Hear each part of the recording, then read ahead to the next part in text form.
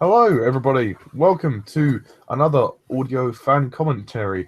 Today, I'm here with the Watcher, and today we are commentating on the seventh and final film for Roger Moore as James Bond in A View to a Kill. Dun, dun, dun, dun, dun, dun, dun, dun. So yes, just like with the Spectre one and all the other commentaries, this is a non-profit commentary. We are just fans simply watching the movie and commentating on our opinions. So, you know, we just want to get that out there, and feel free to, stay a while and, grab a bucket of popcorn and a drink and put in your own DVD or Blu-ray and watch along with us. As this film is about, I think it's like 32 years old now, so yeah, it's been around for a while. Yes, also our opinions are expressed; they're just opinions. We're not, this is completely subjective. So you don't have to agree with us, but please, no nasty comments, or they'll be deleted. Is there anything you'd like to say, Jack, before we resume? No, just put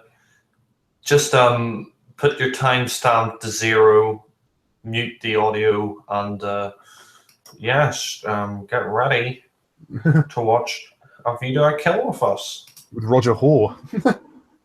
Yeah, Loads. Roger. Well, yeah. You ready?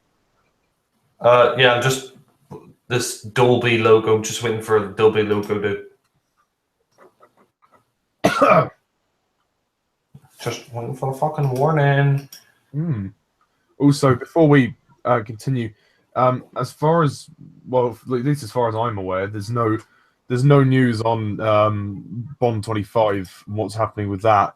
Daniel Craig has neither denied nor confirmed whether he's returning for the role, and so I guess the film is in a bit of a limbo stage at the moment because the producers kind of want to get it started now. They kind of want to get going with it, but Craig hasn't sort of got back to them on his availability and whether he actually wants to do it. I mean, they've thrown all kinds of money at him. They threw him $150 just for 2 movies, but yeah, he hasn't made up his mind yet. I have a strong feeling he will come back for one more, but again, I could be completely wrong. I mean, I hope he does, because then they can make a big thing of it, that it would be his last one. They'll be able to just kind of send him off, because I feel like having Spectre as his last movie would be a bit of an anti-climax, really, because he's been Bond for so long. So it's even though there's been significant gaps between his movies, which wasn't intentioned, but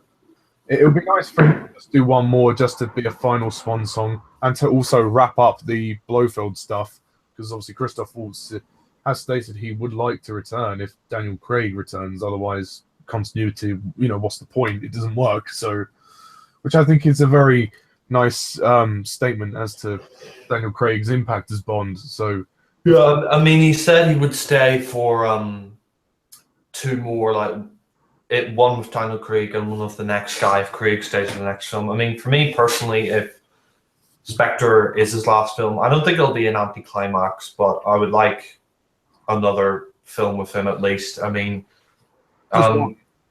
yeah, I mean, he's getting on a bit, but I hope he decides, to do one more before he leaves, Yeah, one more, have fun, take the money, then you can bugger off and do what you want. Yeah.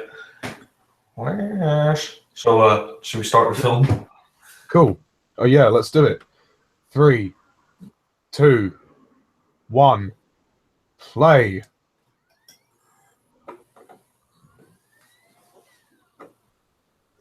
MGM logo, which is now changed for the new. Yeah, having I kind of miss. I miss that old logo, and yeah, that it's interesting they have that Zorin warning at the start, because they actually found a company called Zorin. As for this gun barrel, I really like it. I mean, I know it's the same gun barrel from The Spy Loved Me, but they made his suit look more black and the background's more white, and I think that's, like you said, reminiscent to his age, the fact that he's been Bond for long and his Bond is now an old guy essentially still in the field. So, and it is his last movie, so I suppose it was very deliberate. Would you say? Yeah.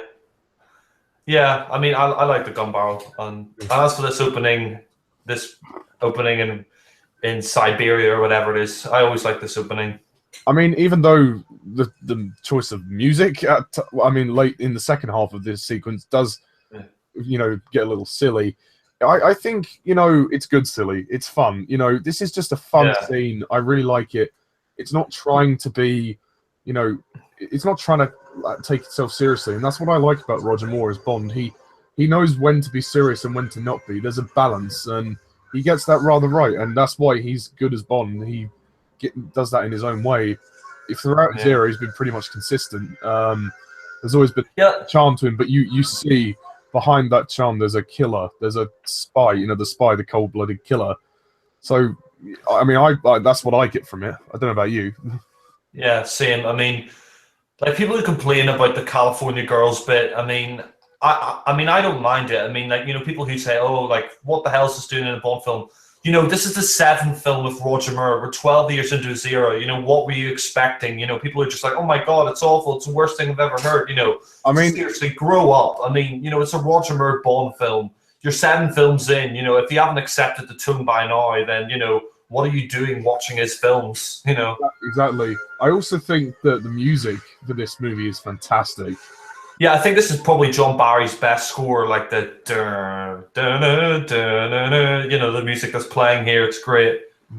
I mean, this just throws you straight in. I mean, and it's I think it's just spectacular. Yeah. And what's interesting is this film deals with like microchips, because like at the time, building microchips and computers were like sort of the future of spying, which it is now with the recent Russian hacking of America and stuff like that. It's still relevant today.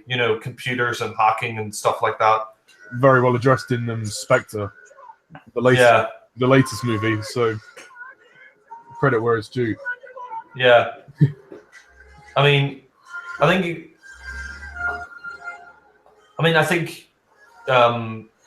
there's like I think like when Roger Moore's on that snowboard, no, not the snowboard, the thing he was on there earlier, like that was pretty obvious back projection, but yeah, it was the 80s, and that's so with the tone of his movies. That was the time it was heading into. Things were getting more cheesy. And so and I like the scene here, the California Girls. I think it's funny. I mean, when I watched it with my mum and dad, they were laughing. I mean, it's fun. I mean, it wouldn't work with any other Bond. Roger Moore is the only one who pulls it off because he's got such a charm about his Bonds. So, I mean, he's definitely the lightest of all Bonds.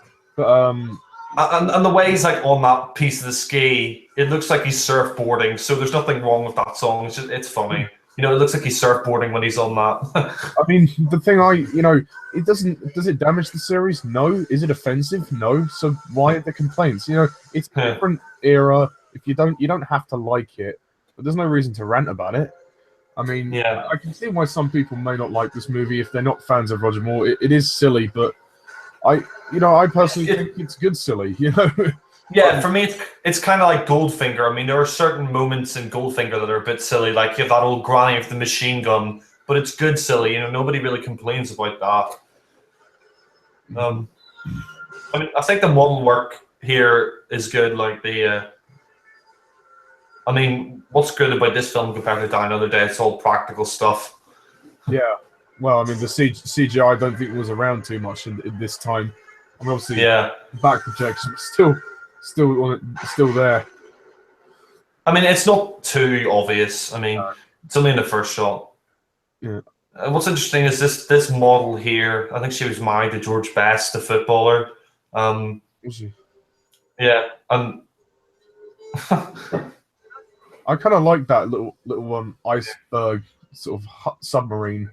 Yeah, it's cool. Like the Union Jack. It's like kind of a reference to the Spy Love Me. Like, it's funny. Yeah.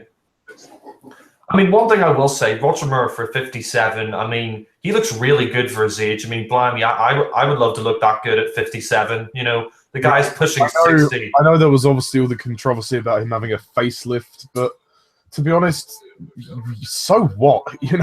Yeah. The guy pulls it I'm- off. Any other Bond. I mean, I didn't realize the guy was 43 when he did Live and Let Die, or 45 even. So, yeah. I mean, the guy, he looks younger than he is. I mean, I mean, he looks better here than he does in Octopussy. I mean, he looked really tired in Octopussy. Yeah. call me James. On He's the I like Stevie. this bit, zipping down the 007. Oh. And this, to be honest, I never really understood this title sequence. It's just a bit random, like all the skiing stuff. Like, it doesn't make much sense to me. Like, it's only referencing the opening scene. So I'm like, is that it? And obviously, I mean, I don't think it's one of Morris Binder's best. I mean, I think it's better than the Octopussy one. I take it any day over the Octopussy one because it's more visually interesting, but it's a bit dated. I mean, I like the neon look of it, I suppose, but Yeah. it's just really weird. Like, it's just random. All the weird women, and then the skiing women. It's like, this has nothing to do with the movie apart from that first scene. Also, the song, the lyrics make no sense. I mean, I have to say, A View to a Kill is, yeah.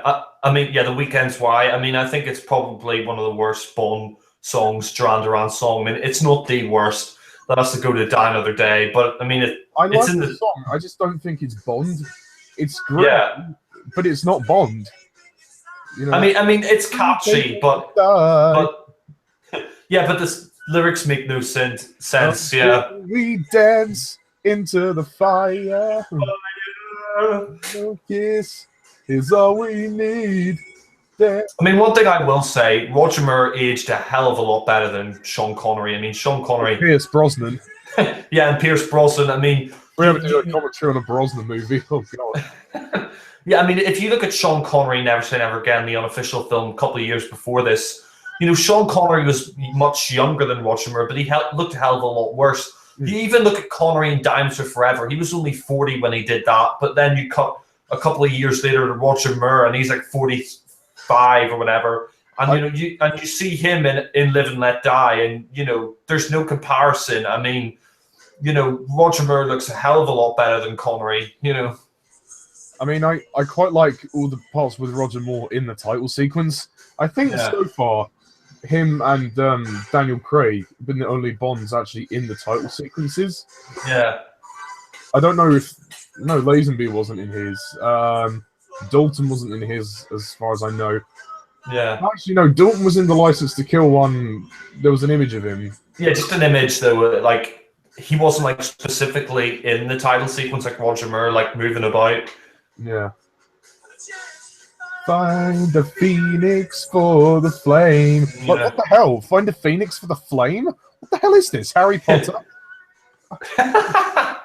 Ooh, the phoenix. Into the fire. You might as well have had Grace Jones sing this song, yeah.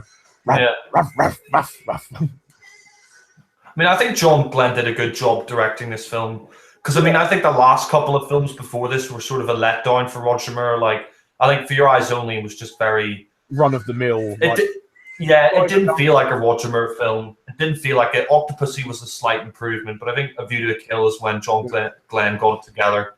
Yeah, I think his first two movies were just very by-the-numbers Bond movies. They were just like, yeah, Roger Moore, again, you've seen it before. This is another Roger Moore movie. Whereas this one, they really tried because it was his last one. And I think they knew that going into this. And also, when it came to Timothy Dalton, the time was right to be more serious, even though it was still in the 80s. That was a bold move. But and also here you get that as well. Also, I like the scene with Lois Maxwell. It's worthy to note that this is her last movie as well, after so long. Yeah. After what? I mean, I think it was right because after this, she would have been too old for Dalton. I mean, yeah. What's her name isn't very... Yeah, it was 2.5 decades, wasn't it? Yeah.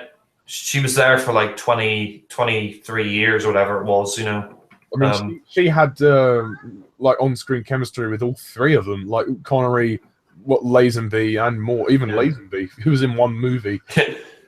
Yeah, exactly. Which is surprising because, I mean, I have to say, Robert Brown, he's not a good M. He's not bad, but he's just not great. I find him he's a bit of a dick, isn't he? Like, I mean, not so much. it's just he comes across to me as as um uh a Bernard Lee ripoff. Like that's really it.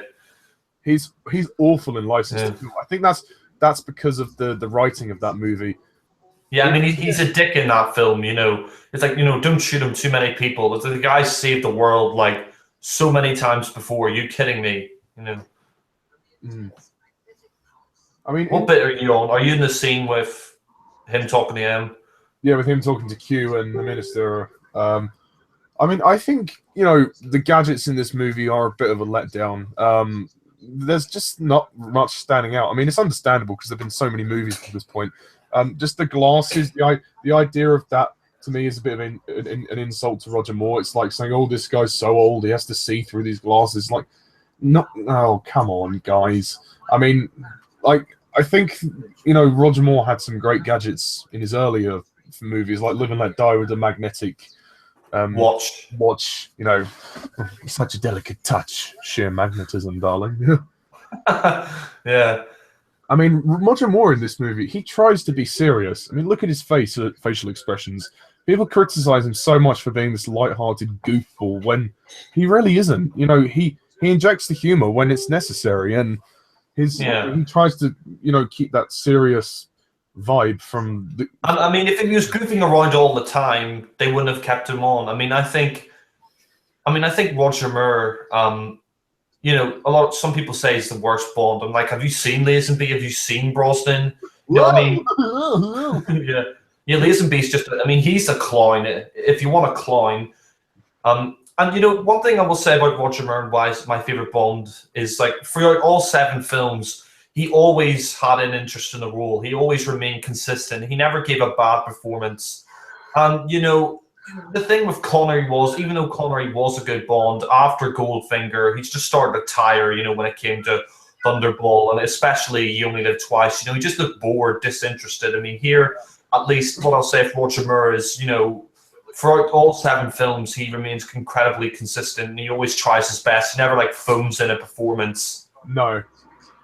I mean, this scene is a bit strange, that all of the MI6 regulars need to go to this, but I suppose it's really because, obviously, they want to make the most of Lois Maxwell and Desmond Llewellyn, although Desmond will go on to be in more films until the Brosnan era. So they probably wanted to make use of them as well because they knew this would be, their last film for at least Lois Maxwell, Yeah.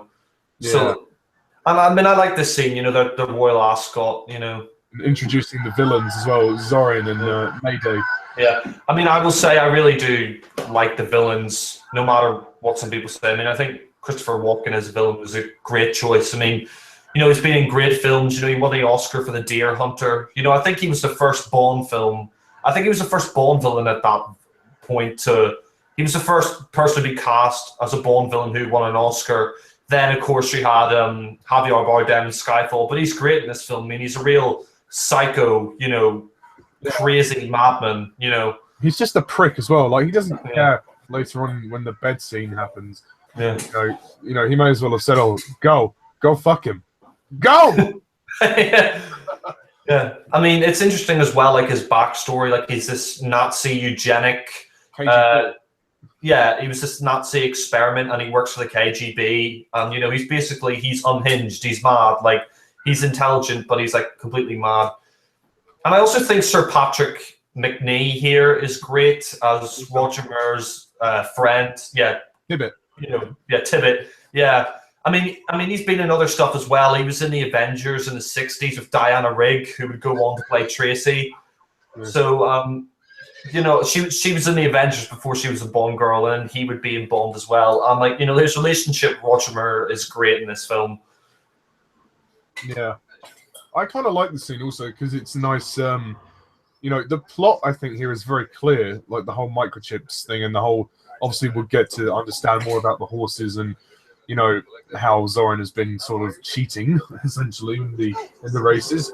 And now we're in Paris. So that's what I love about Bond. It takes you anywhere. It can take you anywhere around the world. It's such a road trip. Well, not road trip, just a travel tour. It's like you go on holiday to all these locations and you don't have to pay. You just have to pay to see. Yeah. an edited version of it. I mean, Yeah. this guy, Aubergine, he's kind of pointless, but he's kind of funny. I kind of like him. Yeah. He's kind of like, yeah, he's just kind of lovable. Yeah. I mean, Roger Moore, like I said, I mean, a lot of people complained about his age in this film, that he was too old. But, I mean, look at Clint Eastwood and Dirty Harry. He was 58, no one complained. Look at Harrison Ford in Indiana Jones and the Kingdom of the Crystal Skull. He's going to make another Indiana Jones film. I mean, I think Roger Moore, I think... Stop. What? He knew when to stop. Yeah, exactly. Like, unlike Harrison Ford and some other people, I mean, he even admitted that, after A View to a Kill, he was done, I mean, there was only a certain point you could do with it, and this physically demanding. Yeah, exactly, and I mean, he looks great in this film. He really does. I mean, the guy's pushing 60, but he doesn't look like it. He's still got the thick figure. He's still got the face. He doesn't look old at all. I mean, he looks old, yeah, but he doesn't look like a wheelchair. I think he just about gets away with it. You kind of look, you go, yeah, he probably is too old, but you know what? They've done their best to try and age him down. So yeah, I'll let them. I'll give it a pass. I'll pass it off. I'll just see what the film is like. Lo and behold, it doesn't. I mean, he doesn't look too old. Like, he doesn't have grey hair. He's not like a pensioner or anything. He's still got his hair, and I like this bit like she aubergine, like. There's a fly in his soup. Ooh, death by butterfly. I like this chase as well. Like, you sort of see him tiring in this film. Like, you sort of see his Bond sort of grow old throughout the film. Like, at the start he's sort of all confident, but after the Paris chase, he realizes that he's aging. I mean, like, he can't shoot her. Like, the fact that he can't shoot her straight away at nearly point blank range, like, shows that he's tiring. That's the thing. Point of the story. Yeah, exactly. You're right, because they make a point out of it. The fact that he's old, and that Mayday and Zorin keep like bringing him down physically and emotionally. That really affects him, because normally Bond is emotionally scarred off, but in this instance, he's more vulnerable, which I think is a nice idea that John Glenn plays with. Obviously, because the fact that Roger Moore is on his last movie and that he is that old, you have to try and at least address it in a way that will make sense. I mean, whilst the movie has a goofy sense about it, then the tide then turns. I would say after Tibbet dies. Yeah, I mean, this scene here where Mayday parachutes off is great. Yeah, like, great stunt. Great stunt work. Apparently, somebody got fired for doing this. Yeah, I heard, like, they jumped off too early. Yeah. Like, I mean, what's interesting about this film as well is the fact that, you see throughout the film, like, Bond, starts off, he's confident, but then towards, when Tibbet dies and towards the end of the film, he's sort of thinking, I'm a bit too old for this. Like, They had to be careful with their editing, obviously, because they used a lot more, the stunt double than they probably thought they would. Oh, this guy's a prick. It's funny though. My god! Oh, no! Why is he American if he's in Paris? But it would have been funnier to have the guy do a French accent. Oh! Oh! Oh my god! Oh! Oh my god, no, parlez en français, no, oh my god. He could have just done an accent. It's just consistency. But this is an awesome chase. Yeah, I love this chase. And apparently, like, when the car gets cut off, like, apparently you can do that in real life. You could still drive the car. It's physically possible. I mean, they did it in this film. Yeah, it's a Bond movie. You have to take certain license. Yeah, license to kill. Well, Bond does. Yeah. It's also kind of a nice statement to show that Bond isn't as sharp as he used to be. Well, in this timeline, anyway. Yeah. And yeah, it's an awesome car chase. One of my favorites. I know Alan said, like, the action scenes for him in this film do nothing for him, which I'm surprised about. I mean, I know this is his least favorite Bond film, but I mean, even if he doesn't like it, I mean, the action scenes are impressive in this film. I don't think it's the best action they've ever done, but it's certainly good. I think it's some of the action is some of the best, like that fire truck chase where he drives over the bridge. I mean, well, especially the fight at the end of the Golden Gate Bridge, that's great. I mean, they actually went on top of the Golden Gate Bridge for that. I also love the laugh here with the villains, like Mayday's laugh. The fact that they know they've outsmarted Bond, the fact that he's an old man, and it's when off without hitch. Normally Bond would have caught. If Bond was younger, he would have caught Mayday. But it's not to be the case this time. Yeah. All it took was 6 million francs in damage. Penalties for violating most of the Napoleonic code. Well, under the circumstances, sir, I thought it more important to identify the assassin. What did you learn from Aubergine before his untimely demise? Aubergine. And is having a thoroughbred sale at his start not far from you. I think I should be there. Can you help me with that, Sir Godfrey? It may be possible to arrange an invitation. I think Tibet's a great ally here. I mean, and I love the fact this movie is actually very well paced. It's it keeps moving, and also this scene in the Zorin's manor house is really impressive. Just from a production design standpoint, I think they were very keen to go bigger and better with each movie as they went along, and this is obviously worthy. St. John Smythe. St. John Smythe, yeah. And I like this guy, Scarpine, like this sort of the henchman of Zorn, like the scar on his face, like. He reminds me of a kind of more sinister version of Georgi Koskov, just the voice. Yeah. And also, I mean, he's not as jovial as him. He's a mix. He's a mixture of a sinister Koskov and also Louis Jourdan from Octopussy. Come on. Yeah, I mean, it's interesting there. The line he said, "Oh, the stables are over there." No, they're over there. It's like you could show. I mean, it's showing that Bond isn't the quickest wit anymore. Like he's not. On the ball as he used to be. I think also because he's also undercover. He's trying to pretend he's an old fart. Oh, St. John Smythe. Oh yes. Oh yes. Oh yes. Like, and I think that works. I mean, he does still have a there is a he's still got himself, but obviously, like you say, he's not as sharp. But he uses that to his advantage. Yeah, like he acts like the old fart. I mean, he's not dumb. He's still smart, but not like as as quick on the ball as he used to be because of age. Mm. And I mean, it's interesting as well. The doctor here, the German Nazi doctor here, like he's quite good as well. I mean, I think you're right about this film. Like they try to go with a bigger budget and sort of like a bigger finale for Roger Moore's Bond. Like you start off in, you start off in Siberia and then you end up in.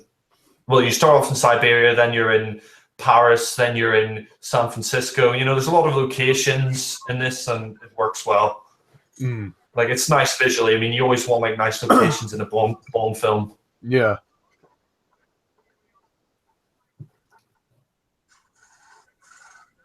I think also this movie, it's just a ton of fun, and that's also why I like it. It's just fun, What is it having its deep moments? It doesn't fail to be fun like the other movies, like the other Roger Moore movies. And it's a nice better. Yeah, it's a nice mix of both. Like it has its serious moments, but it's light moments as well, which is great. It doesn't take itself too seriously, or it doesn't take itself too camp. It isn't too camp either. Like it's a nice mixture.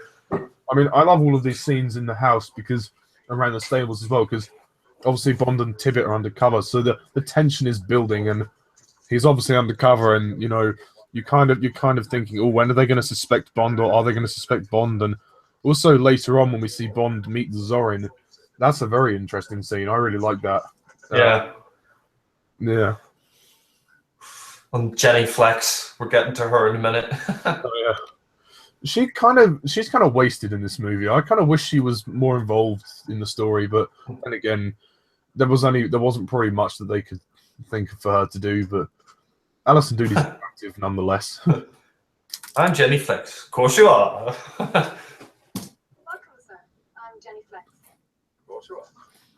I wonder if that was a reference to Dimes Are Forever. You know, when Connery says, "Oh, of course you are," after Plenty introduced herself. Are you ready, Tibbet? I love how annoyed Tibbet gets in this scene. Yeah.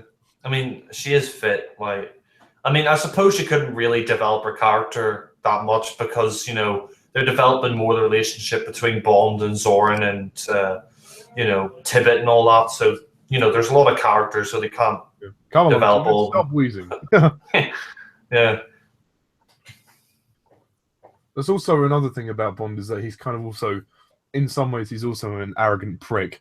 He's kind of sure of himself in a way, and that, you know, there's a hint of that with Roger Moore. He's like, oh, you know, come on, you know, it's like he's kind of cunning, you know. Start the unpacking, you know. You know, he likes to keep up the pretense, and obviously, I mean, when he says, "Oh, you know, when you're ready, Tibbet," you know, Tibbet knows is like, oh, he's just showing off, like, he's like. Yeah.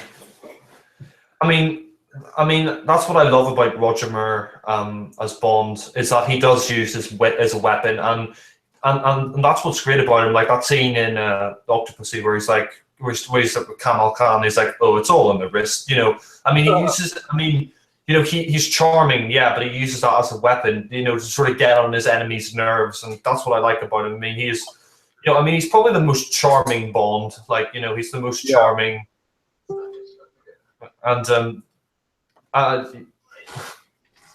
the most charming, and he's the most funny, and that's sort of like, you know, he can sort of laugh the girls with information, you know, like he could sort of make them laugh and sort of get the information off them that way. And, you know, I mean, and he's tough when he needs to be, like in The Man with the Golden Gun, when he's slapping Andrea about, and like, you know, that bit where he has the gun pointed at the guy's crotch, and he's like, I'm aiming precisely at your groin, so speak now or forever hold your peace, you know. The dialogue works well in his favor. I think certain one-liners that, you know, you hear in his era, you're like, yes, maybe now, today, you know, Daniel Craig movie, they would be too much, but you know, they work for Roger Moore. I mean, not so much for Brosnan, even though they tried to homage it. But I think just the quality of Brosnan's movies just was it when it really dipped, which is a shame, really. But oh well. Yeah. Max Zorin. Yeah. You jeopardized mine. I mean, he's basically a slime ball. Yeah. How did the music went all like jazzy there and saxy? As Stacy. I mean, she's a beautiful woman. She's a bit of a stereotypical damsel in distress, but I think, you know, she's good enough. You know, she's good enough. They could have cut down on the screaming, but overall, I wouldn't say she's the weakest Bond girl. She definitely has her nice moments with Roger Moore. She definitely appreciates him in kind of a paternal way later on, but then obviously they squandered up having sex in the shower. So, you know, it's only taken so far.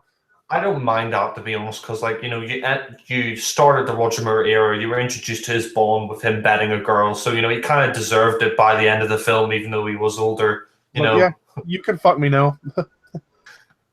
Mayday. Yeah, and I like that scene, like, you know, where Mayday's like pointing at him, and he just sort of like smiles at her, like. You expect it to go, "I'm watching you." Ruff, ruff, ruff. I love this scene because it's so brilliantly dressed, like all of the props and just this party. Oh, I hate the glasses, but yeah, I just don't think they suit Roger Moore as well. He just looks stupid on him. Hold on. St. John's, mate. Hold on, I'm just going to the toilet. I'll be back in a sec. No worries. Don't need to pause.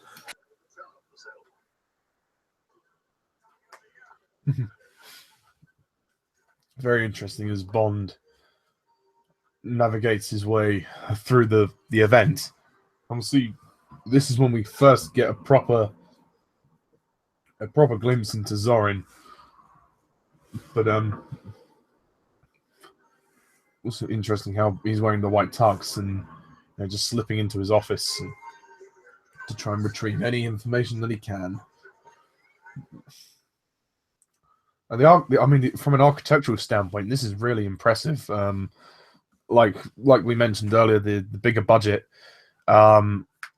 really shows the scope of this particular Bond movie is very much present here. I mean, I personally appreciate that a lot about A View to a Kill, that they went to the effort of making the film as big as they possibly could for Roger Moore's last entry into the Bond series.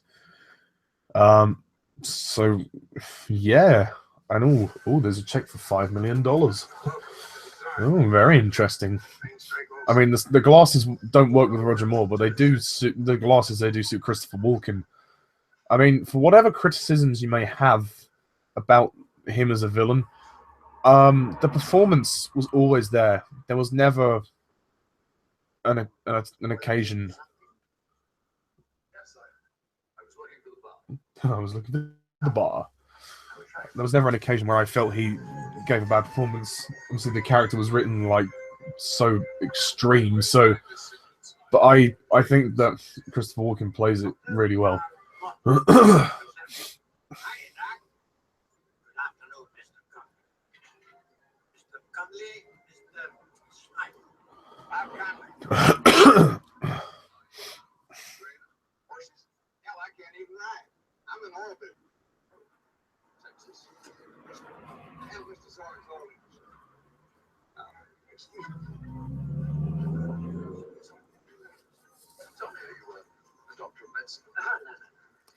I am Mr. Jordan's reading consultant. Then you let me into a little secret. How is it you succeed with breeding bloodlines and other things? I love the expressions of the Doctor. Yeah, I can't remember the guy's name actually. The German Doctor. His expressions are really funny in this scene.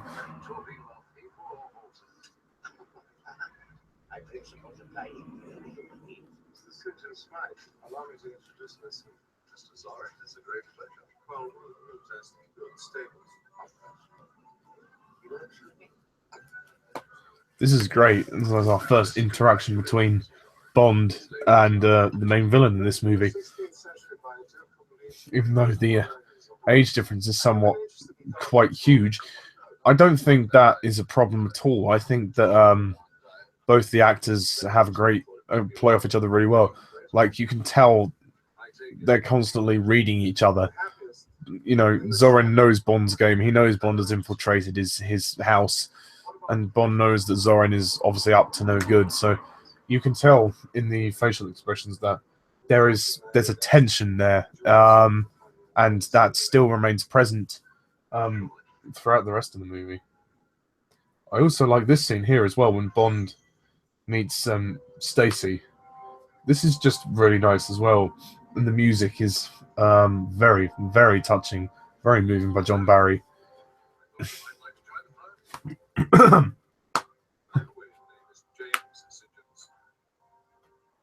This also shows that Bond isn't always a romantic dalliance. He can't always get the girls into bed. The fact that he's older now means that the girls won't fall for him as quickly. Oh,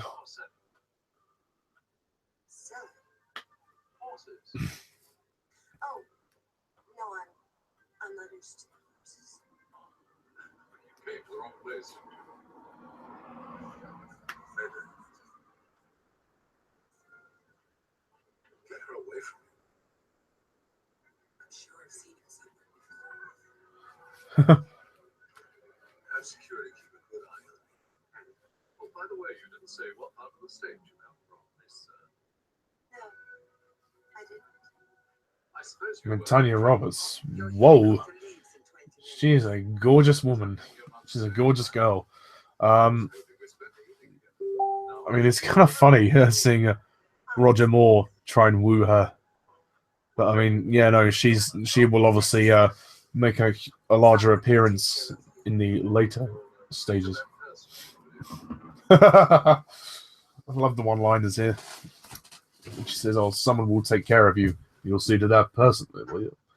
But these sort of one-liners only Roger Moore can get away with, and he does them rather well. I must say he does. He does at least try. Even if you don't like this movie, you have to. Moore does try.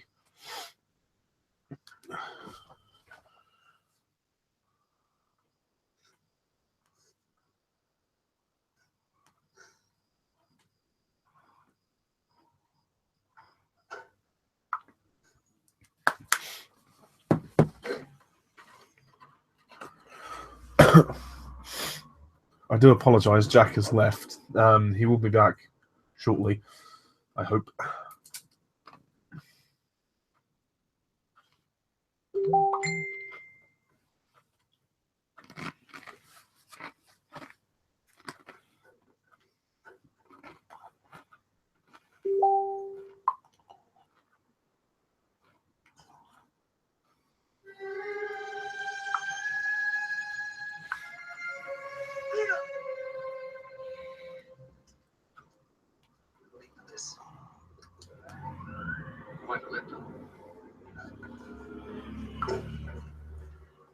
There are some moments when they do go a little bit too far. Like, they don't need to have a one-liner in every scene, like, quite a letdown. That one doesn't really work for me. I think that one you could have left out.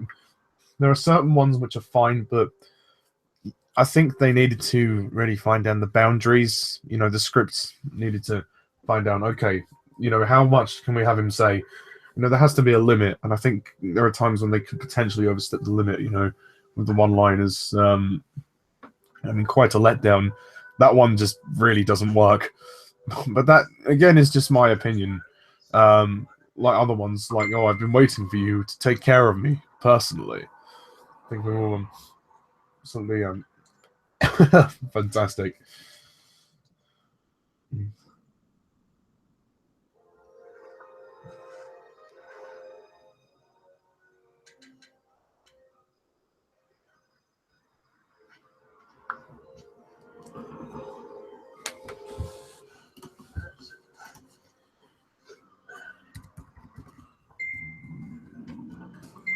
Apologize for my phone going off.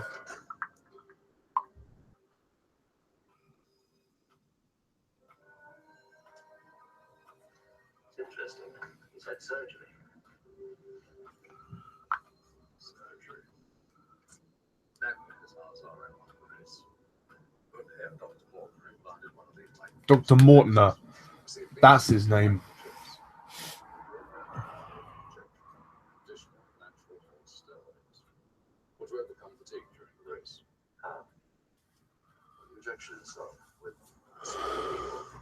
is triggered by a remote control transmitter, small enough to fit into the tip of the jockey with. And now we understand what happened with the horses. Sorry about that. That's all right. Welcome back. We're just on the scene where they've been broken into the lab, and they found the steroids that have been implanted in the horses. Yeah. I didn't pause it. Was I supposed to? No, you're fine.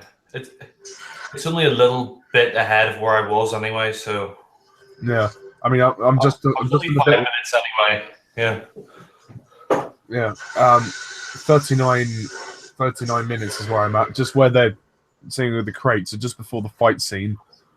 Yeah. Also, I was talking about the earlier scene when Bond met Stacy. It's kind of interesting how he doesn't, in this movie, he's not so smooth that he can't get women straight away.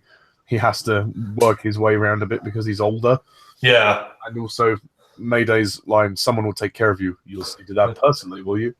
You know? Yeah, and this fight scene here where he punches the older guy, like, I mean, it's interesting because, they're sort of poking fun at him because Roger Moore is older and they've got him beating up this older guy, this older Zorn henchman. But it works, though. Yeah, it works.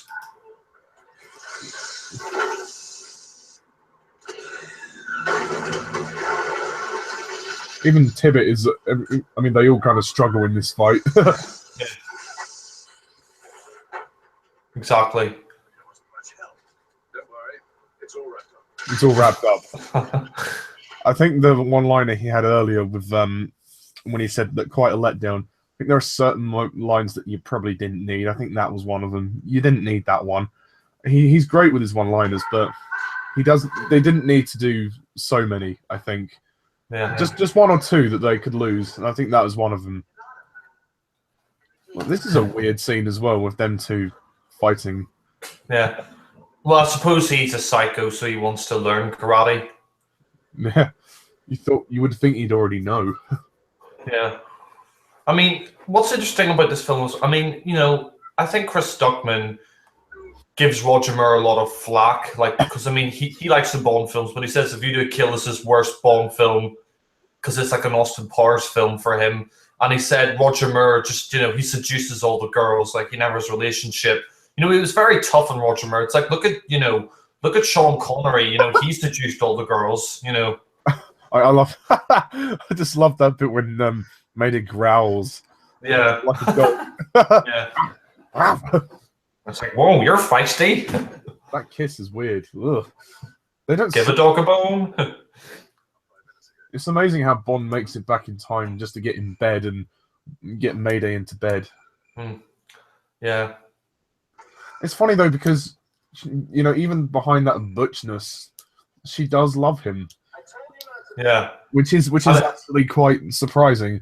How obviously her character changes, and we find out she really does love him, and then she realizes how much of a creep he is. Yeah, it's interesting. Yeah, because he, like, you know, she's really in love with him, but like, you know, that scene where they're in the boat and she's laughing with him. You know, you could tell like they're in love, and then like, you know, when she's like, I know when she says at the end, you know, and I thought that creep loved me. You know, I mean, it's kind of sad because even Soren has no loyalty, like not even to his girlfriend. You know, couldn't give a shit about her. And then that scene, especially here coming up, where like, you know, Bond beds Mayday, you know, you can tell obviously he doesn't give a fuck about her. Yeah. I mean, I just love this scene that comes up. I know people give it so much crap, but I think it's just fucking funny. Yeah, it's funny. Like, I'm waiting for you. Take care of me personally. You know. Like, oh, he was the man at the Eiffel Tower. It finally clicks. Ugh.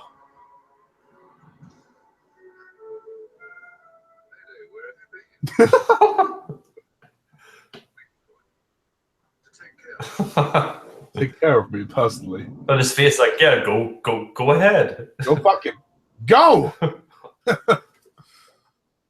Ooh. Yeah.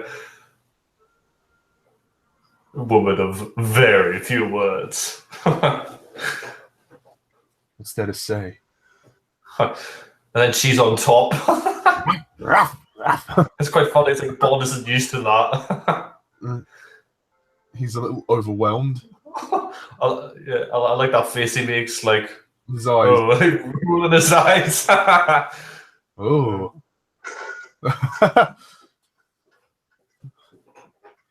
Dr. Mortimer, I remember the guy's name now.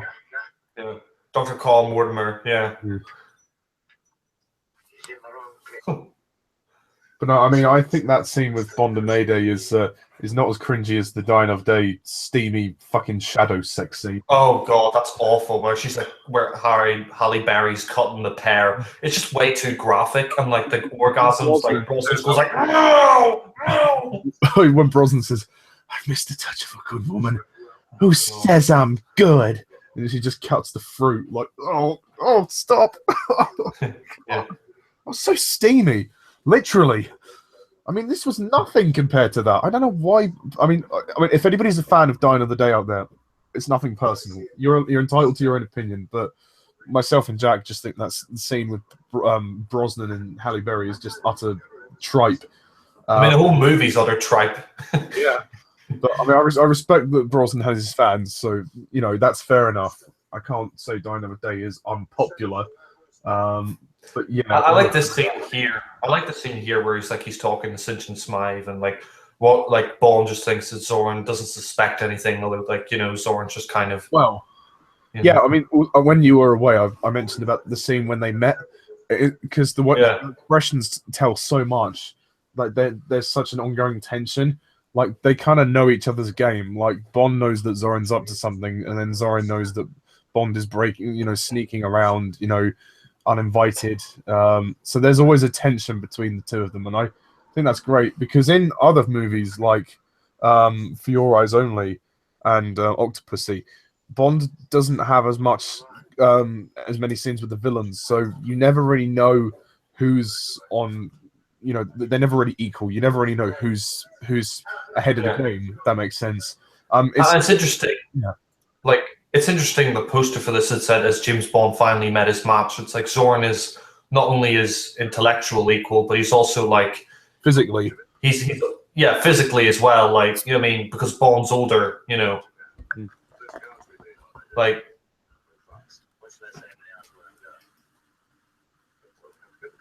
working at the car wash. I just love this. He just throws the dirt over the. It's like all for nothing. It's like, this he's probably like thinking of Bond. You're such a fucking dick. Yeah. Yeah. So, get the car washed. I think the plot for this as well is really good. Like the microchips, like he wants to destroy Silicon Valley so he can get hold of the microchip market. I mean, people say it's similar to Goldfinger, but it's completely different. Like he's putting microchips in horses. You know, Goldfinger wanted to put a nuclear bomb in. He wanted to irradiate Fort Knox. This is completely different. He wants to destroy the whole of Silicon Valley and put microchips in horses and use the microchip market. You know, I still think that bit was a little bit not so good. Just Mayday going in the car, it's so obvious. Like, well, I suppose it wouldn't be for him. You know, I mean, like he just turned around and she's gone. You know. Yeah. To be honest, though, why did you need to have her standing there? Why didn't you just have her climb into the car when he was about to go out, or just have her in the car already? You didn't need to have her standing there. For me, it just ruined. I suppose it builds up the surprise. I mean, when I first saw it, I actually genuinely thought she was gone until. Well, I have to disagree. I think the surprise would have been better just not seeing her until the car. I think the death works really well though, but just the build up to it is just a bit. It's a bit rocky. But, I mean, I do like the bit where he gets the horse, and he's like, "Oh, what's its name? Inferno." Like, I mean, it's nice, it's kind of like reminds you of Goldfinger with Connery, like when he's on the golf course. It's like they're both having a social event. They're like both horse riding, like Goldfinger was golfing. Yeah, I mean, I think this death scene's good though. The way it's done, like the way the tumble dryers, whatever, come down. Yeah. Just go and get the car washed. This is the only bugbear, really, with all the John Glenn Bond movies. There's always an ally that has to die. It's like, do you have to do it for every movie? I mean, it works well with this one, probably Living Daylights, and I guess For Your Eyes Only. But not For Your Eyes Only. I didn't care about Luigi. I mean, it worked well with Octopussy because I kind of like VJ, but it's like you didn't need to do it in all of the movies. Like, and Sharky, why was Sharky in the movie anyway? Like, I like Sharky, but it's like, why does he have to kill every Bond ally? Like, compliments from Sharky. Sharky was only there so he could die. That was the only reason why he was in the movie. Ugh. But Sharky doesn't contribute anything to the story. He's there. Compliments from Sharky. It's just someone. It's just one more person to die, so Bond can have more of a vengeance on. What would have really broken the fourth wall is if in that movie he referenced Sean Bean and said, "Compliments of Sharpie." Sharp's rifles. But I'm going back to the film. This scene is really cool. How Bond has to evade all of the traps that Zorin lays out. One could argue that this is silly and not necessary, but I don't mind it. It's a cool little sequence. I think it's cool. I mean, it's like apart from Goldfinger, you don't really see Bond at a social event with the villain. Kind of adds more tension. It's like, oh, I'm going to challenge you to horse riding. And it's like, but then he sets all these deadly traps for him. It's quite good. I mean, Bond has a fair amount of social events. Obviously, just not with villains. I suppose you could count On Her Majesty's Secret Service because it is Christmas at the time that Bond and Blofeld reunite. Yeah, but it's not like he's doing a game of sport. Like, it's kind of like survival of the fittest with him and Zorin. He hasn't really met with the villain while doing a sport apart from Goldfinger when he showed him up at golf, and he's like, "Oh, is this yours? A Challenger 1?" You know? Yeah. Pussy. Whoa! Oh dear. Yeah. And it's interesting because, like, you know, as soon as Tibbet dies, like, he's already dead. But when Bond discovers him dead, you know, there's sort of a, you know, there's a change. Like, before he was joking around with Zoran, now he's deadly serious, you know. Jack, you also forgot another event where Bond socially engaged with the villain was Moonraker, when he went bird shooting with Drax. Yeah. Yeah, when he's like, "Oh, you missed, Mr. Bond." Did I? Yeah.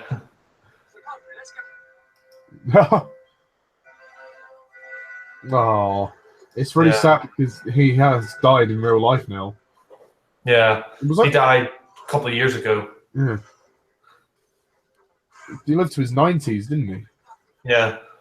I mean, he was 60 when he did this, I think. Oh, wow. And he's like, "You've lost."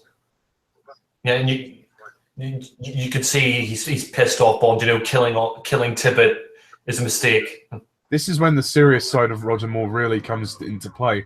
In this movie, so many people die, and that, you know, for the first time, that really takes its toll on Bond. Normally, Bond would be emotionally struck and he wouldn't care, but he does, and he feels almost responsible for that because he's so old. And that's the idea that this movie plays with: has Bond gone one mission too far? Has he? Yeah, I mean, it's interesting because Zoran says, like, you know, he's like, you know, if I'm killed, the MI6 will retaliate, and he's like, if you're the best they've got, then they don't need to bother. Like, you know, he's basically saying, like, "Oh, you're an old man. Are you the best they've got? You know, I'm ready for them." You know, he's like, "You know, you amuse me, Mr. Bond." He's like, "Well, it's not mutual." You know, You amuse me, Mr. Bond. I mean, you could tell Zoran just thinks he's a stupid old man weighing over his head. You know, if you're the best they've got, then the scene where, like, you know, Mayday pushes the car in. I mean, what I like about Mayday as well is, you know, she's this sort of henchwoman, but we see her, like, I mean, I think it's the best conversion of a Bond bad guy. I mean, you know, Jaws' conversion in Moonraker was silly. I didn't mind it, but it was silly. But here it makes sense. Yeah. I mean, yeah, because of the way Zorin is, and Mayday's really interesting, even though she's very, like, butch. Like, but I don't mind it. I mean, I wouldn't class her as a Bond girl. She's a henchwoman. Yeah. I mean, I think this scene here is quite good, where, you know, he sucks the air out of the tire. I mean, you know, that's quite interesting. Like, you know, Bond, you know, he's not done yet. You know, maybe he will, but he's not done yet. Wouldn't he swallow some seawater in the process, though? Well, if there's pure air coming out of the car, I think you could still inhale the air, so you'd be all right.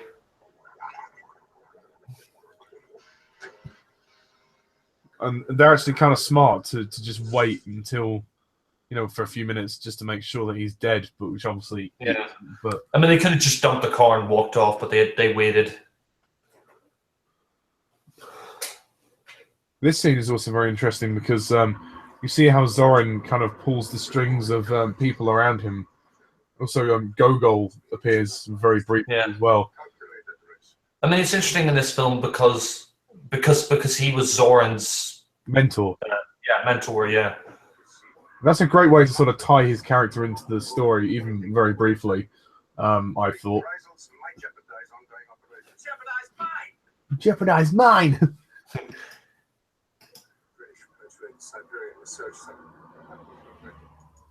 I mean, it's interesting because, you know, Gogol, over the 7 films that he's worked with Bond, he's pissed off that Zoran killed him, or he thinks he's killed him.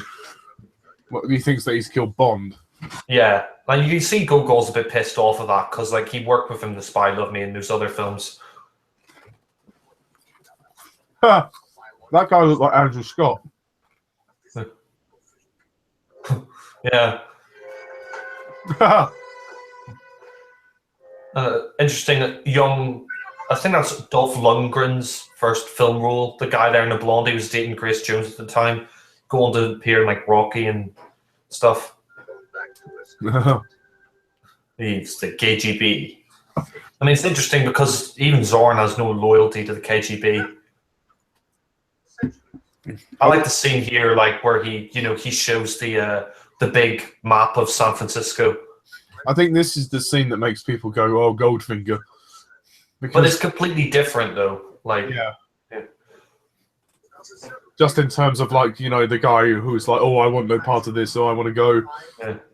In terms of the structure of the scene, they think it's similar, but it's like, get over it. It's not a direct rip-off. It's not like they got Gert Frobe to actually come back and play Goldfinger. Yeah. And it's not like they're going into Fort Knox. It's a completely different plot. He wants to destroy San Francisco. Goldfinger wanted to irradiate Fort Knox. He wants to destroy San Francisco. Completely different. Like, also, we're actually nearly an hour into the movie. Yeah. It's gone quickly. It hasn't felt like it. I mean, I know I was away for 5 minutes of it, but I've been here the majority of it, and it hasn't felt like an hour. When I first saw it, I found it a little slow, but I think it's actually quicker than the last two movies. Yeah, I mean, I think For Your Eyes Only dragged on, and so did Octopussy to an extent. Like, because the villain did nothing in For Your Eyes Only. Chris Dartos was so poor, really. Yeah, I like Louis Jourdan as Kamal Khan, but even he didn't do much. I mean, I think Glenn got everything right here with this film. This is the first film he sort of got it really right. Like, he got the villain right, he got the story right. He got the formula right for this. And then I think The Living Daylights was only got it really, really right. Yeah. And then I think he probably should have left after The Living Daylights. I think he outstayed his welcome. I mean, License to Kill. What the hell, man? That just went in all different directions. God, the fish. The winking fish. Like, there's only so far you can go with the humor. Why didn't you wait until you were asked? So why don't you? I mean, that is a mess. I mean, I don't care what some people say. Some people love License to Kill, but that's a mess of a movie. I agree with you. I mean, it tries to be humorous and dark at the same time, but like it's way too dark. And then when it tries to add in like the humorous parts, like the televangelist, it's just stupid. Bless your heart. Yeah, and I like this bit where she ejects him like out the Zeppelin. Like at first you don't know it's a Zeppelin, and you find out she ejects him from it.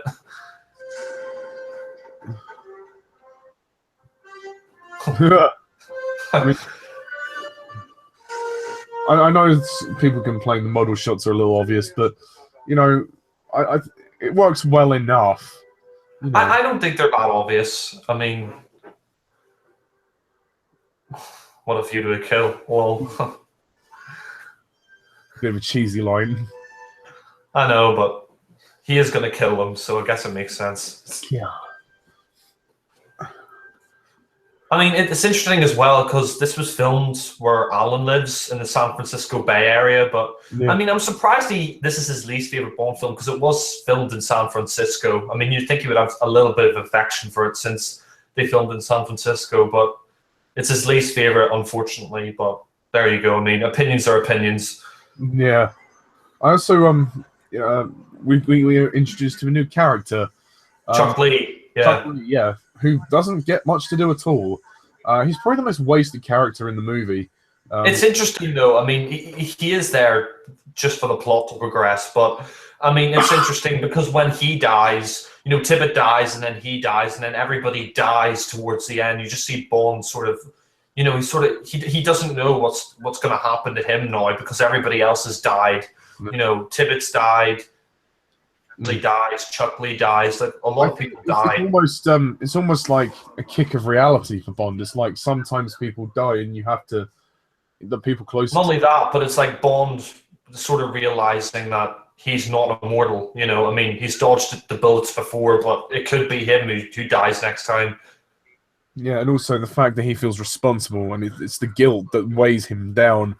But I think Mayday is really the one who encourages him to go on and kill Zorin. And also the fact that he has to save Stacy, which is another thing, so he kind of has to go for those two reasons.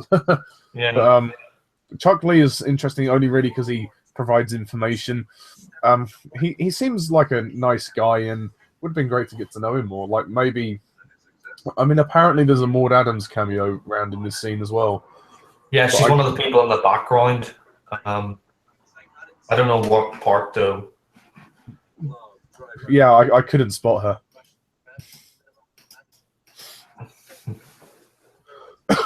It's interesting. You got some backstory here to Zoran. They're trying, like, it turned out he was a failed Nazi experiment, and it's interesting the relationship between him and Dr. Carl Mortimer. Like, Carl Mortimer in a way is kind of like Zoran's father. He's the one who experimented on him.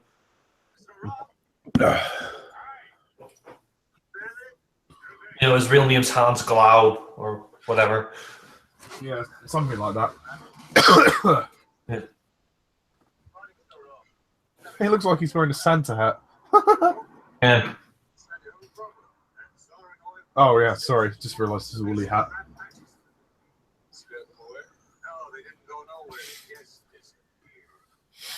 He said that guy sounds a bit like Charlton Heston.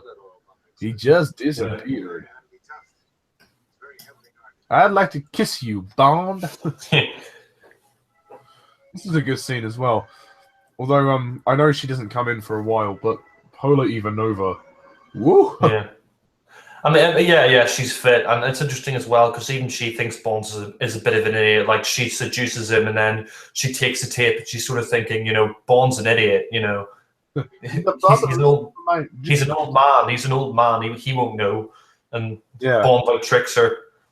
Yeah, and that's probably the one person he does outsmart until the end, obviously, which I think is another boost in his confidence. The fact that I don't think Bond's dumb, but like, yeah, he's lost it a bit. Like, he's not on the ball. Yeah, and also because she's an old flame of his, he kind of knows. Well, he knows how to lure her into bed, and he knows how he can kind of, strategically switch the tapes. I think the film's well shot like that. The scenes underwater are really well done. Yeah. I mean, I unlike Thunderball, they don't drag, and also, unlike For Your Eyes Only, they're not pointless. Like, I swear that the underwater scenes in For Your Eyes Only, well shot that they are, they just kind of like they're just filler for me. Yeah, they are. Yeah, they don't do nothing. Only so Bond and Melina can reunite. In this movie, it's more purposeful. He has to get underwater to sneak in and find out what Zoran's doing. And in Thunderball, it was really just there for style, and having it there for the sake of it. And that underwater fight was just too slow. Anyway, I can't sit through Thunderball without getting bored. Yeah, I mean, I don't know if I could do a commentary on that. Yeah. I mean, all we could say for 2 hours is it's fucking boring. I mean, it's interesting as well here because you see how much Zoran really wants this project to work. He's like, the lines haven't been tested yet. He's like, main strikes in 3 days. Any delays, it's your fault. Just shows how much like of psycho he is. Yeah, he's almost a sense of self-righteous about him. I mean, he's like, I am gonna do the greatest thing ever. I am God. It's my way or the highway. There's that, and he has like the biggest ego of any Bond villain as far as I can remember.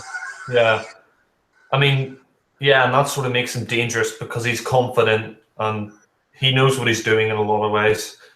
Yeah, and I like the scene, like at first Bond's stuck and then he throws the air tank away. Like, kind of a risky move to sacrifice your own oxygen tank, but he manages to survive. So I guess that's a statement. He would have died anyway.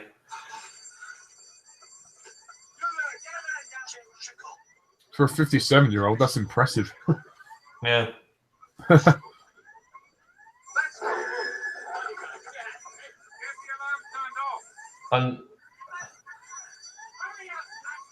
And yeah, I mean, it's interesting because Paula Ivanova, Woo! She works for KGB. Yeah, and she works for Gogol, and like they're trying to sabotage Zoran as well because they know how much of a threat he is, like how unhinged he is.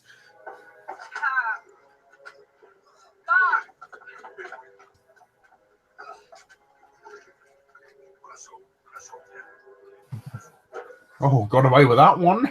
Yeah.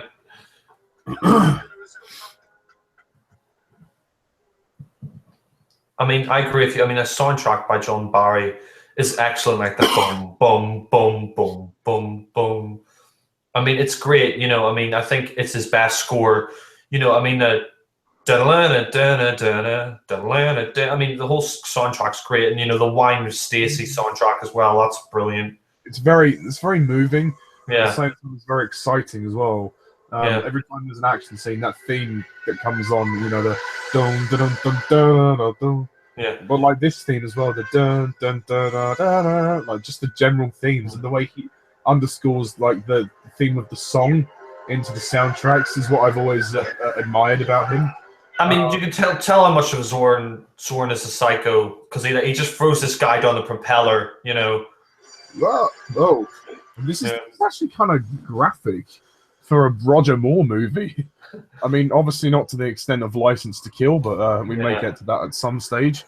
I think that works though in the film's favor because it just shows how much of a Zorn is, how much of a psycho he is, and how much of a threat he is to Bond. Like you could say, he's basically ruthless, and that works because you just see what Bond's dealing with. This guy is, you know, he's tough. He doesn't take any shit. And if Bond's in this situation, he could be dead as well if he isn't, you know, lucky. Ooh. Whoa. Oh my. Oh, Paula. Gee. Oh. See her nipples through her shirt. Nice titties. They have a nice car as well. They have a nice steamy jacuzzi scene. Yeah. The bubbles stick on my Tchaikovsky. You never catch Leia Seydoux saying that. Yeah. Or even Eva Green. Yeah, I was going to say. Yeah. No, she'd be in the shower crying instead. The blood's on my Tchaikovsky. It's not coming off. Let me see. Daniel, would you like it harder? Would you like it harder? And Craig would like just strangle her. Okay, imagine Brosnan. Would you like it harder? You've made your bed. Oh, God. There's no time to be discussing politics. God. We should do a commentary for that other day. Just rip that film to shreds. Just for the loss. Yeah. 24 red roses. This is actually quite a nice scene, actually. Like Roger Moore's like, you see very much the Bond that we've seen in the first 6 movies with him, you know, the smooth romantic type, you know, the ladies' man, you know, why do you 24 red roses? She has a good accent as well, I must say. I don't know where Fiona Fullerton's from, but she's from England. Oh yeah, she does a very good. I mean, it's interesting as well, like you said. Like Bond is, you know, even though he's older, he's still handsome and he's still sort of got the charm, so he can still seduce the ladies, you know. I suppose it's also in his training. Yeah, Bond has to be a prostitute for. Tchaikovsky!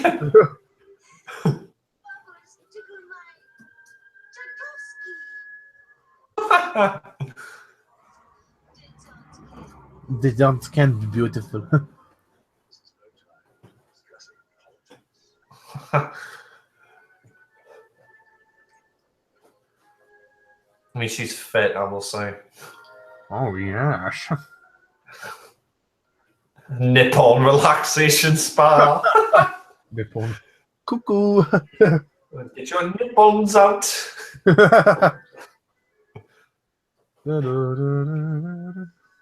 Yeah, and she thinks she's got the tape. You know, she thinks Bond's because he's old. He's stupid, or he's forgetful.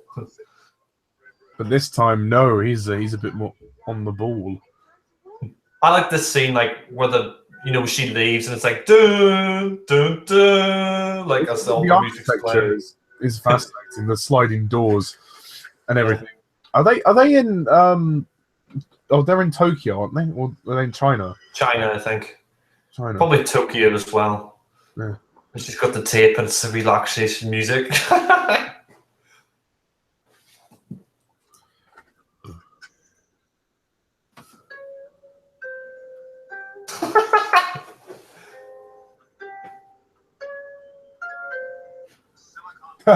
What's funny is they never go back for it. They just like, or maybe Bond leaves before they come back. I mean, we don't. I think there would be no point going back because he already has a tape and that they were already driving away, so he would know. Main strike.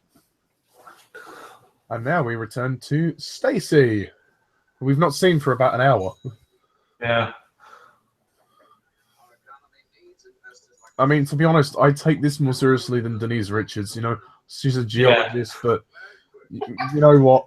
It's more credible than Denise Richards. It's Christmas Jones, the fucking you know, nuclear scientist, nuclear physicist. Yeah, she can help make nuclear bombs. Give me a break. She belongs on the front cover of Playboy. If you need any protection, it's from me. Yeah, yeah, right. Yeah. What a fucking stupid name for a Bond girl, Christmas Jones. Like, that's only for that stupid pun at the end, you know. Oh, God. I thought Christmas only came around once a year. Oh yeah, well done. Yeah, what a clever one-liner, you know. I mean, who calls her fucking daughter Christmas, you know? Well, James Stock. I bet she was born on the 25th December. Yeah.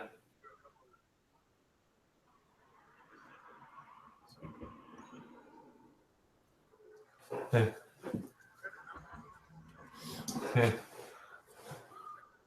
I mean, Tanya Roberts is pretty fit as the Bond girl. Oh yeah, it's Stacy. Yeah.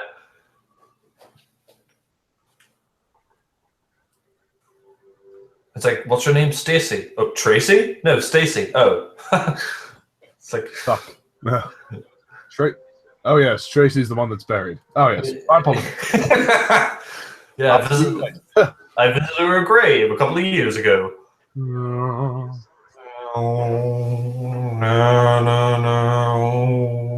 The music, fantastic. Yeah. Like Stacy's theme, like just the Wine with Stacy theme. I just love the music. It's so emotional as well. The music, it's very moving. Yeah, and it plays in later into the movie when Bond, you know, when he's trying to rescue Zeppelin as well. It's very in a very epic sense as well. Yeah, and sort of emotional as well because you feel like Bond might die or fall off. And he's come this far. He's been on 6 missions before. We've seen him for 12 years. This guy has really come a long journey, and this is it, you know. But this is nice, you know. I mean, it's kind of, well, you could obviously argue it's kind of creepy how he just comes into our house, but I suppose he does have to find information out. I mean, he can't just ring the doorbell. Hello, I believe you ordered an omelette. Did you order me with your breakfast? Yeah. There are a few complementary factors to this order. Do you want breakfast in bed or do you want me in bed? You be the toast, and I'll be the butter that spreads all over. This scene, when I first saw it with the cat, when he's in the house and the cat goes past him, that scared the shit out of me. The way it just went, meow! Like, when I first watched it, I was just like, Jesus. Be like a white Persian cat, you know, like Blofeld. Like, oh shit. Yeah, exactly. I think by this point, didn't they lose the rights to Blofeld or something, and Spectre? They didn't have. Yeah, they lost it during the Spy Love Me. Stromberg was originally going to be Blofeld, but because of Ken McClure and the 12-year rights after Thunderball, they lost it, which was a shame because I think Blofeld would have been great in The Spy Love Me. I mean, Stromberg is an all-right villain, but you know, he's just a Blofeld sort of. Yeah, he's pretty much just Blofeld under another name. Yeah.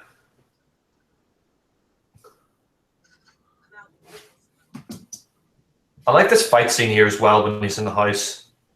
But also, you know, Stacy, she's very protective of herself and obviously her household, which is a good aspect. She's not just a damsel in distress. Well, that is unfortunately the main aspect of her character. She does try, to stand her ground, which I can appreciate. But if she didn't scream so much, it would have been more tolerable. But it's good how Bond protects her. And the music. Dun dun dun dun dun dun. I love this action scene. It's like, what is this? Rock salt. Oh, now you tell me. This house is a really nice architecture too. Yeah. You know, Roger Moore still has it. You know, he's rolling about shooting guys. What's this loaded with? Rock salt. Now you tell me. I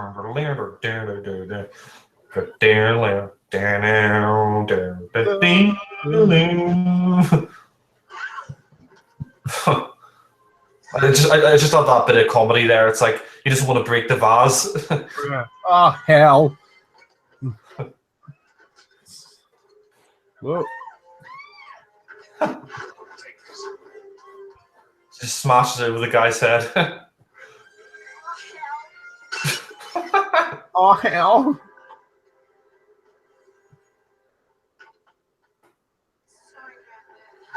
Sorry, Granddad. Oh, dear. Wait for me! You know, it's funny because Bond, you know, he can still kick ass and he just scares those guys away with a gun that's only loaded with rock salt. It's a cool little action scene. Yeah. I really like it. It kind of reminds me a bit of Skyfall now I think about it. Like, you know, Bond in Skyfall, you know, when Defending the house. Yeah, exactly. Yeah. Yeah. With the shotgun. Protecting an old heirloom, which is essentially what he's doing for Stacy. Obviously, in Skyfall, it's his own heritage. Yeah. James Stock. St. John Smythe. So a few things for Zorn. And it's interesting. I mean, I like this scene because he is sort of like at the start. Well, he is like throughout the majority of the film, sort of a paternal figure. Like, you know, I mean, he cooks her a meal, and you know, he sort of tucks her into bed. I like the fact he doesn't bed her straight away. Like, you know, he doesn't just fuck her immediately. You know. Sounds interesting. People really complain about Roger Moore like cooking omelets for her. Like, it's like, yeah, you know, he's trying to. He lives on his own in an apartment. You know, if he can't cook, then he wouldn't be living alone. He'd be living with his mom or something. You know. Yeah. Well, he does. Well, he wouldn't actually. I know, but I mean, like, if he couldn't cook, then he wouldn't live on his own. You know, he would have to cook if he was on his own to live. Yeah. And it's also he's also using it as a tool to get information from Stacy. Drop the lawsuit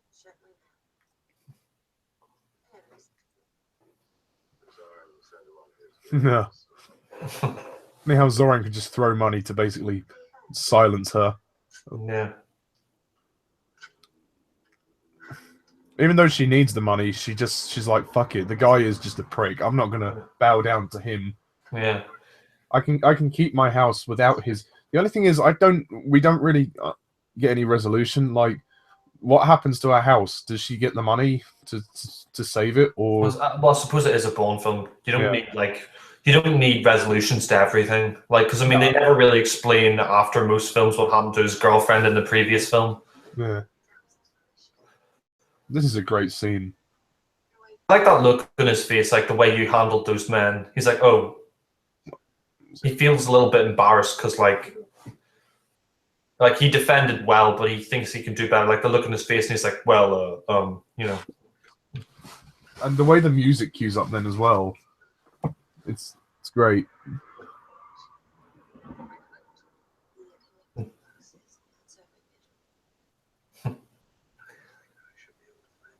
I mean, Tony Roberts is fit.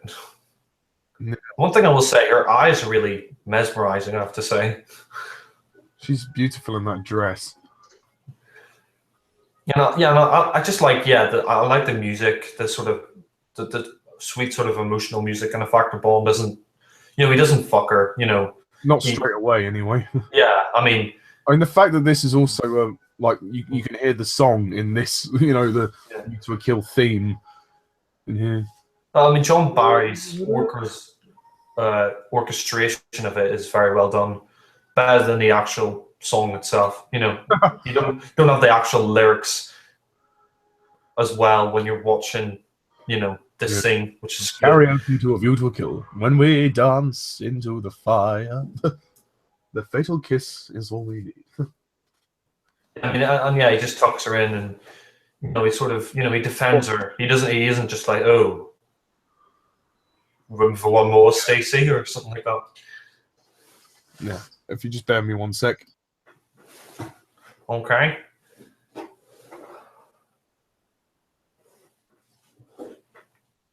What's interesting about this film as well is the earthquake sort of thing brought in it. And there's a Mac computer.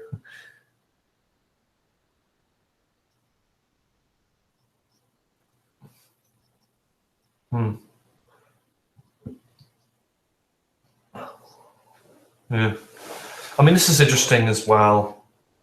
He's not pumping oil into the pumps. He's pointing seawater so he can. It's interesting that Zorn's pumping seawater into the pipe instead of oil because, it sort of feeds into the plot, which is interesting. I mean, Tony Roberts, yes. And it's interesting that she is like a geologist. She's not just this bimbo, which I like. I mean, some people say like, oh, it might not be credible, but I like the fact that she's not just this bimbo Bond girlfriend. That's what I like. And I mean, Hoy here, Chuck Lee here's an character. Sorry about that, Jack. The phone rang. I just had to quickly answer it. No problem. I like Roger Moore's leather jacket in this scene. Yeah, I agree. It's cool. It's the first time he's kind of looked fairly modern in terms of his era. And it works for him. I mean, it would have been cooler if he was in other films with leather jackets, bomber leather jackets. He looks cool in them. Thinking about it, does Daniel Craig wear a leather jacket? I don't know if he does he? I don't recall. He wears a zip-up jacket in one of his films, but I don't remember him wearing a leather one. And he wears a polo shirt on occasions. Yeah. Chuck Lee dies. Chuck Lee. I'm Lee. Lol. With the music. Kind of in a similar fashion to Tibbet. Yeah.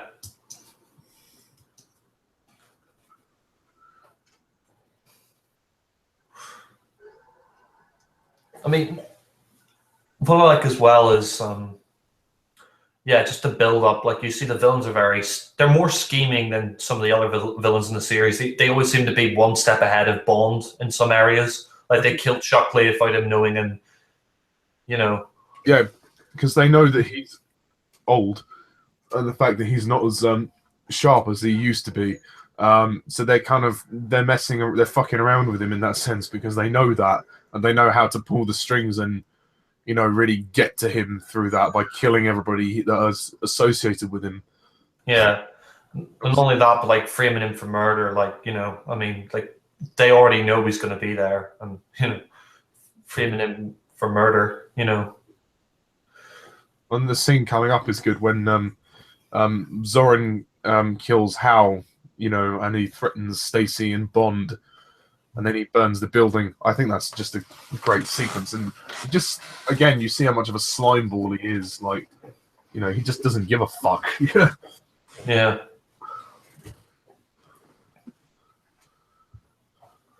And I think, and this is sort of where he finds out where main strike means. I mean, they don't know what it is yet, but then Oh.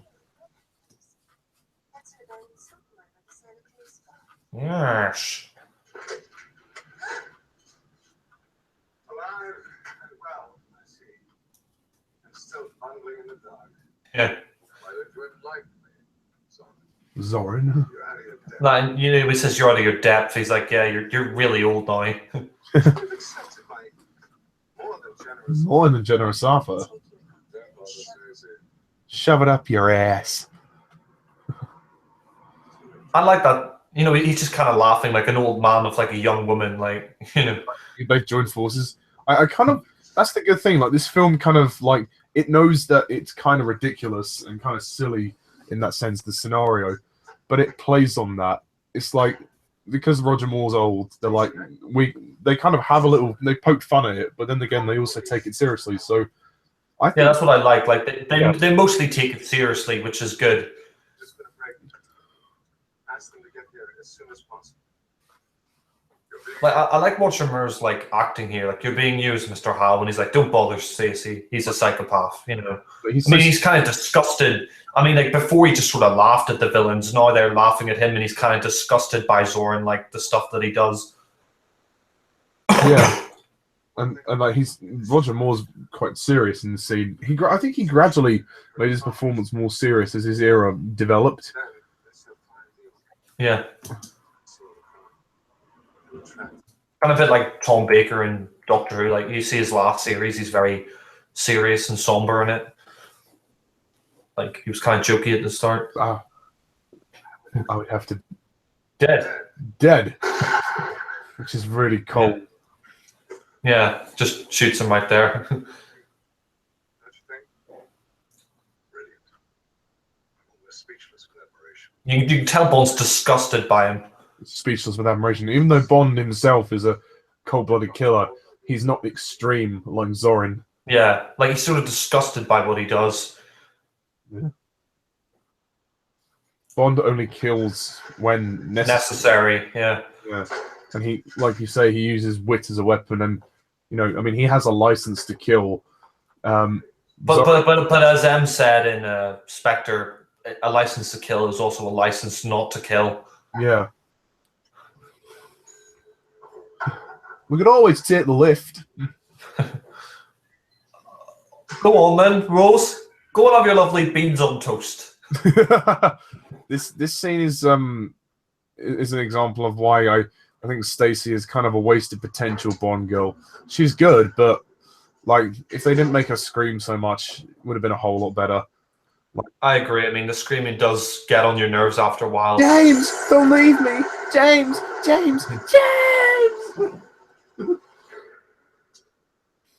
I mean, you can tell that Zorin, you know, he's a genius because, like, you know, he frames Bond for the murder by using his own gun, then he sets the place on fire, you know, to make it look like it was Bond.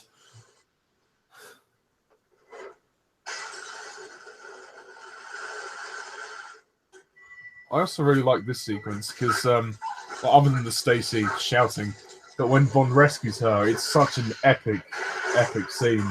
Like when the music, when he goes down the ladder, it's just brilliant. Yeah. So the fact that there's no score for this scene kind of makes it tense as well. Yeah. I mean, it's a good action scene.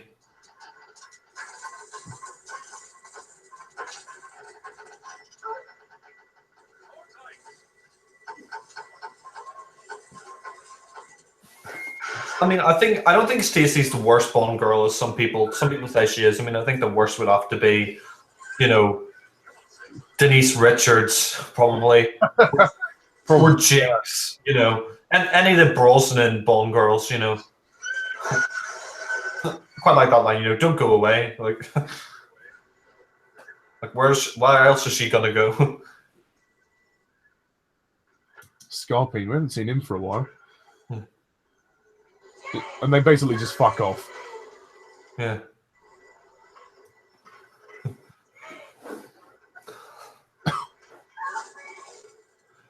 I suppose this scene where she's screaming here isn't as bad because the place is on fire. It's only maybe probably towards the end. Yeah.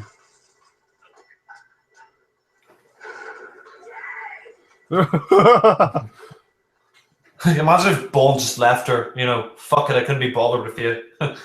Didn't they do that in the alternate endings? Yeah. He left her to die. Yeah. What a fucking hobo. All of San Francisco just come and watch. They just Yeah. see this guy, Bond, carrying Stacy. Oh. It's interesting as well as you see his age when like he nearly falls down when he's carrying her down the ladder. I mean, for a 57-year-old man, that's impressive. Yeah. Whoa.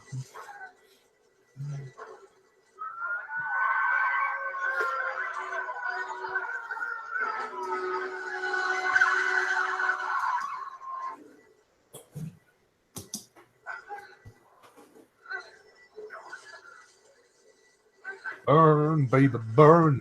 Disco Inferno. Burn the mother down. Burn, baby, burn. Disco Inferno. My Planet of the Apes sketch. Yeah. Oh, yeah. And also the Bond life. Connery burns down the, well... Timothy. Yeah. I like the sheriff guy. He's quite funny. Oh! You know, he's a bit of a Sheriff Pepper ripoff, but still, you know, it's not, you know, it's cool. Yeah. Where's the fire? On your rear end. On your rear end. Oh, yeah. Good American accent. Yeah. Look! I suppose the intention of this scene is to make Bond look a bit like Jesus-like. The fact that he's our savior, look at him, he's carrying this woman out of, I mean, he's not a Superman, but... I like this scene, though. It's a good scene. It's so epic. I like the reactions of the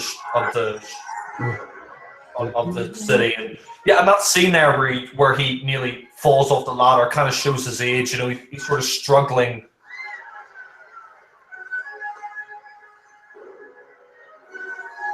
I mean, I like that scene because, like, when he's bringing her down, but he nearly falls off because, you know, he's older and, you know, he's sort of struggling.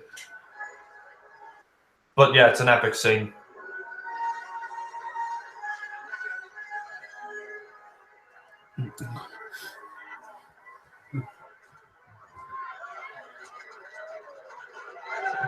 Stacy's still in a bit of shock. Yeah. I think Bond was a bit of a... I think Bond was in a bit of shock there when he nearly fell off. Whoa! He's like, if I was a younger man, that wouldn't happen. When I was young, I don't know I'm gonna be the man that puts it up to you. I will walk 500 miles and I will walk 500 more. Oh yeah, then he finds out Chuck Lee dies. Yeah. This is James Staff of the London Financial Times. Well, actually, Captain, I'm with the British Secret Service. Name is Bond. James Bond. Is he? Are you? Yes. And I'm Dick Tracy, and you're still under... I mean, even he's kind of laughing because he's like, "You can't be James Bond. You're too old." Like, And I'm Dick Tracy, and you're still under arrest. yeah. Oh! This is a good chase as well. Yeah. And Bond hangs off the ladder as well. Yeah. At the British Secret Service? Yes, I'm afraid it is. My real name is Bond. James Bond, you must take my word for it. Okay, yeah, sure, why not? I like that. Yeah, she just puts the siren on. It's like, yeah, fuck it. Let's go with it. San Francisco is a busy place. Yeah.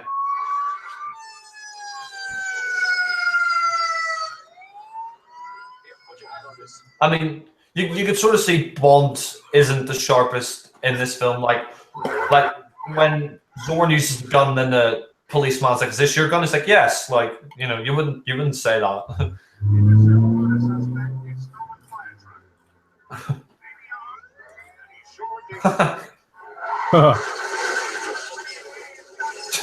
The police are just so incompetent in this. It's hilarious.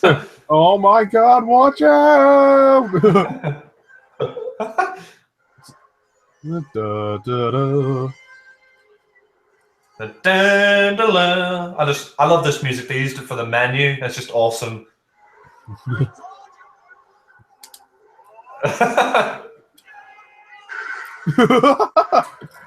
Oh my God! Watch out!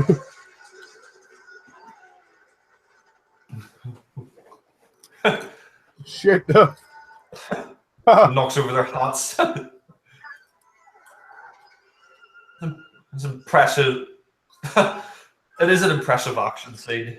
This would be a really awesome video game level. Yeah, hanging from a ladder. Like if they ever made a video game of View to a Kill, this would be like probably the best level. Hanging off the ladder and trying to shoot the cops. Swing me back. I love this bit where he knocks the caravan roof off. Two lovers.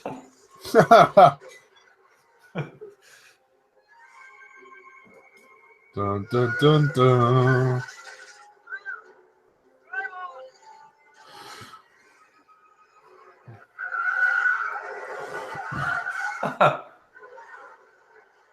Alley-oop.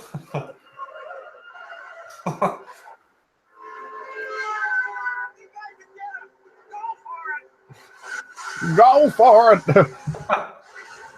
He's just like, hey, if you can do better than me, great. It's like fucking cool, like the trams and all that. Like, they must have had so much fun doing these chase scenes. Came off the wrong track. That should keep him on the wrong track. The bridge. Hello. Raise the bridge. Right now. Yes, sir. Jeez, I got him.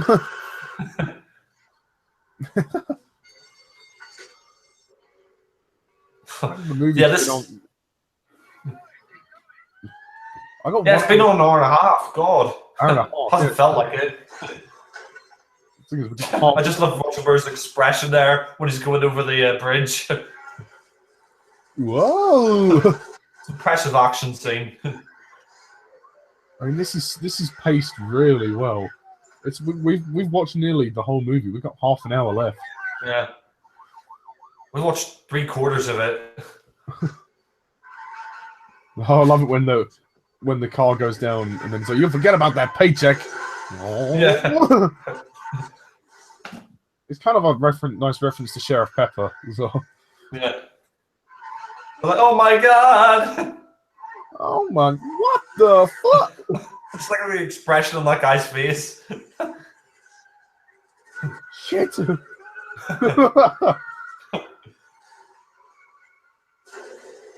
Oh, Shiza.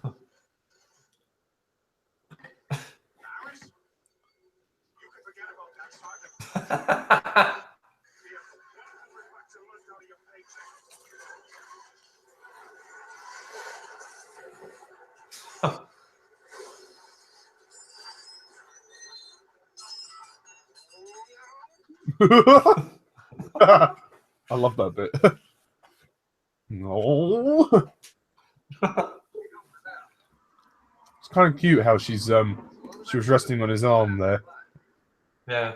It's kind of like what, like daughters and fathers, the daughter sits in the front with her dad, she usually falls asleep on him. Which is kind of sweet, really. On your rear end. Yeah.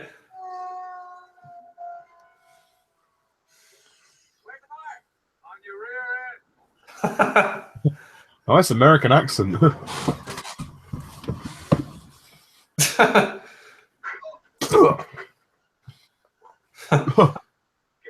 It's all on the wrist. Yeah. You should have said that. That'd be funny.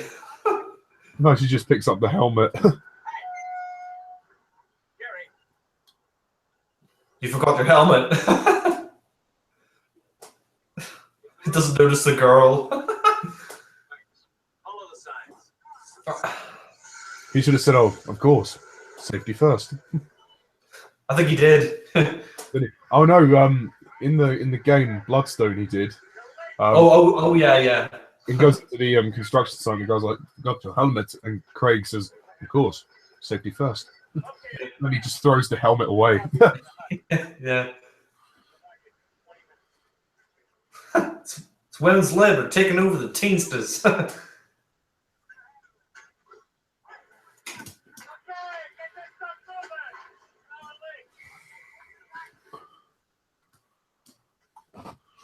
I mean, I suppose the fact that they make her a geologist is really to try and establish that she's not this bimbo. Although, yeah. I mean, she's not, even though she's probably not the brightest. They try to basically say that, you know, she has some degree of intelligence to be a geologist. Yeah, I mean, I like that. She's not just a pretty face. Even though, bloody hell, she is pretty. Yeah. I mean, I will say, like, her outfit she's wearing, like, when my mum was watching it, like, I agree. I mean, that outfit is just tailored to her. Like, no way a guy would have an outfit like that. Yeah, it's well, it's a film. They have to, you know, to get around it because they have to show that she's sexy. So yeah, do you know what I'm sitting on? It's like these scenes actually here outside the mine were filmed in England. Oh yes, and they did a fair amount of filming in Pinewood, as I understand. Yeah. The scenes here inside the mine, inside the mine shaft, are impressive. I mean, Ken Adam, fantastic work. The production design is so good. These are probably the best set pieces of the movie. I would say. Yeah.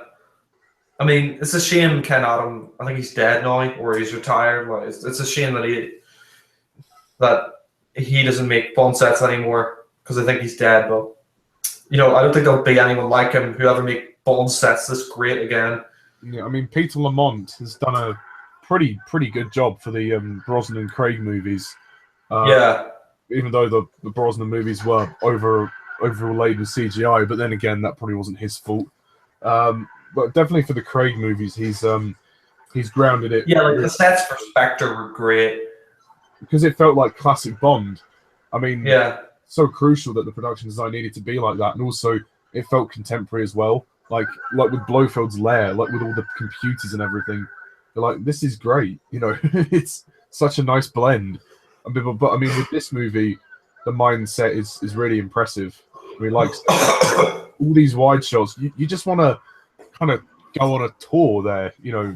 Yeah. So good. I mean, welcome to Zoran Tours. Yeah. I'd also have like a James Bond film set tours, like with all sets from various movies. Yeah. The 24 movies. That'd be amazing. But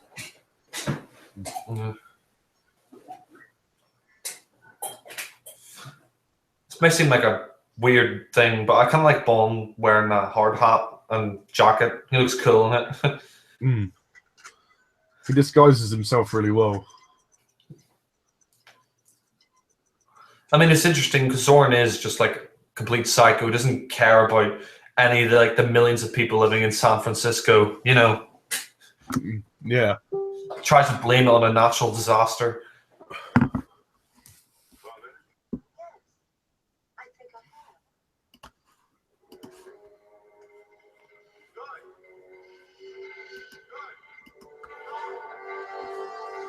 Dun, dun, dun, dun. Dun, dun, dun, dun, dun.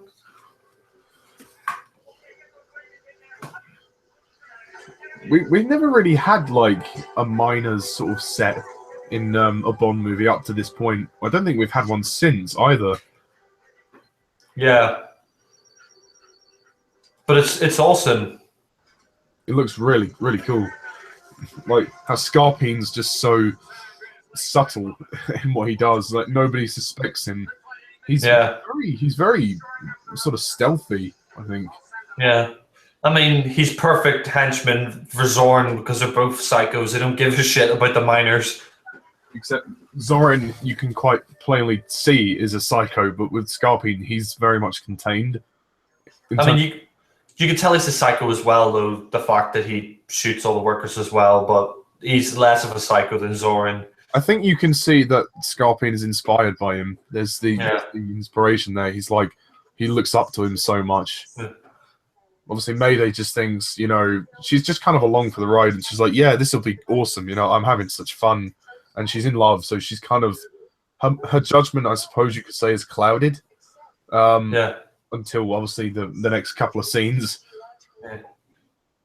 I like the explanation of the plot here. Like she's saying, like he's gonna break the fault so he can create a double earthquake. You know, it's interesting. It's a good plot. And they've planted it very secretively. Yeah. So he's going to blow the minds anyway. Yeah.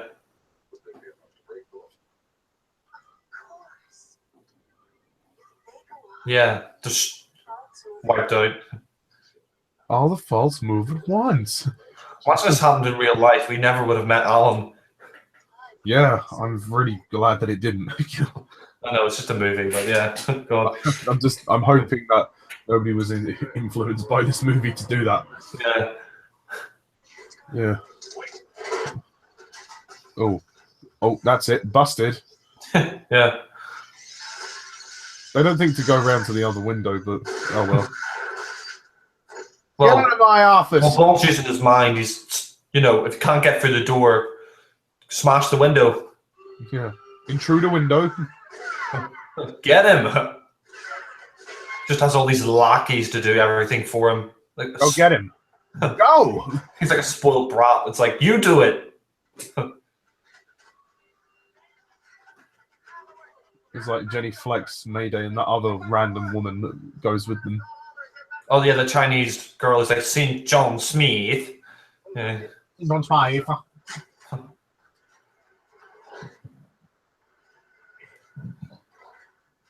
I'll just kick it down, Bond. Can you imagine it's like the Last Crusade, Connery sees the rats? Oh, rats. Yeah.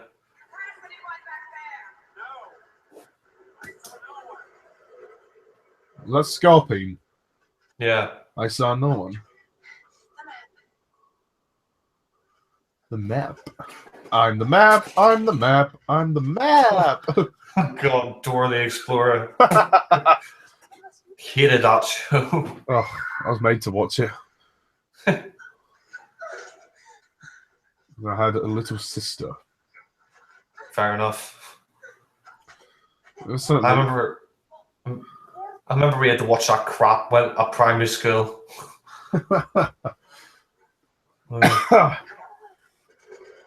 On the map, on the map, on the map. Whoa! Bless your heart. Mayday's using her doggy scent to pick up the trail. Yeah. Woof woof. I think if she was a breed of dog, she'd probably be a bulldog. Or a Rottweiler. Yeah, a Rottweiler. a hound or something. This is quite tense as well with the music and Mayday. Oh yeah, like that. Ta-da! Yeah. It's weird how she rips off Stacy's costume though. I think she was trying to like grab her and then it ripped off.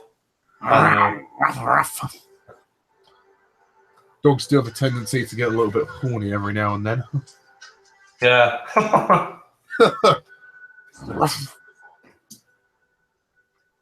Oh, this is time to flood the fault. A convenient coincidence. Mr. Zorn, those men are loyal to you. Yeah. Oh, that's Bob. What's his name from the beginning of the movie? Yeah. It's worthy to note actually that Roger Moore was very offended by this scene, and I can see why. Maybe it was a little bit too far, but I don't mind it. I mean, I like the scene because it just shows how much of a psycho Zoran is, like how much of an evil bastard he is. But I can understand if, like, yeah, I can understand if Roger Moore didn't like it. I know Alan wasn't a big fan of it either. He found it offensive as well. But I mean, maybe to keep it less offensive, it would have been more feasible to probably just have the workers die in the explosion. I suppose. But then, I mean, well, then again, maybe I guess you could have just had Zoran kill Bob, what's his name, and then Bob, then they go around and maybe I don't know, something like that. But I mean, I don't mind because it sort of sets a darker tone for the film and shows how much like of a evil bastard it is. But I can understand people not liking it. yeah, I mean, I think it used to be a 12, but this scene put it up to a 15. I mean, he just most of them down here. Like, fuck. I think actually the movie was a PG and then it was banged up to a 12. Yeah, 12. Yeah, it was a PG, then it became a 12 because of this scene. What's impressive about this scene also is the scope, like the description of this scene. Yeah, it's well shot, and like, yeah, everything's collapsing.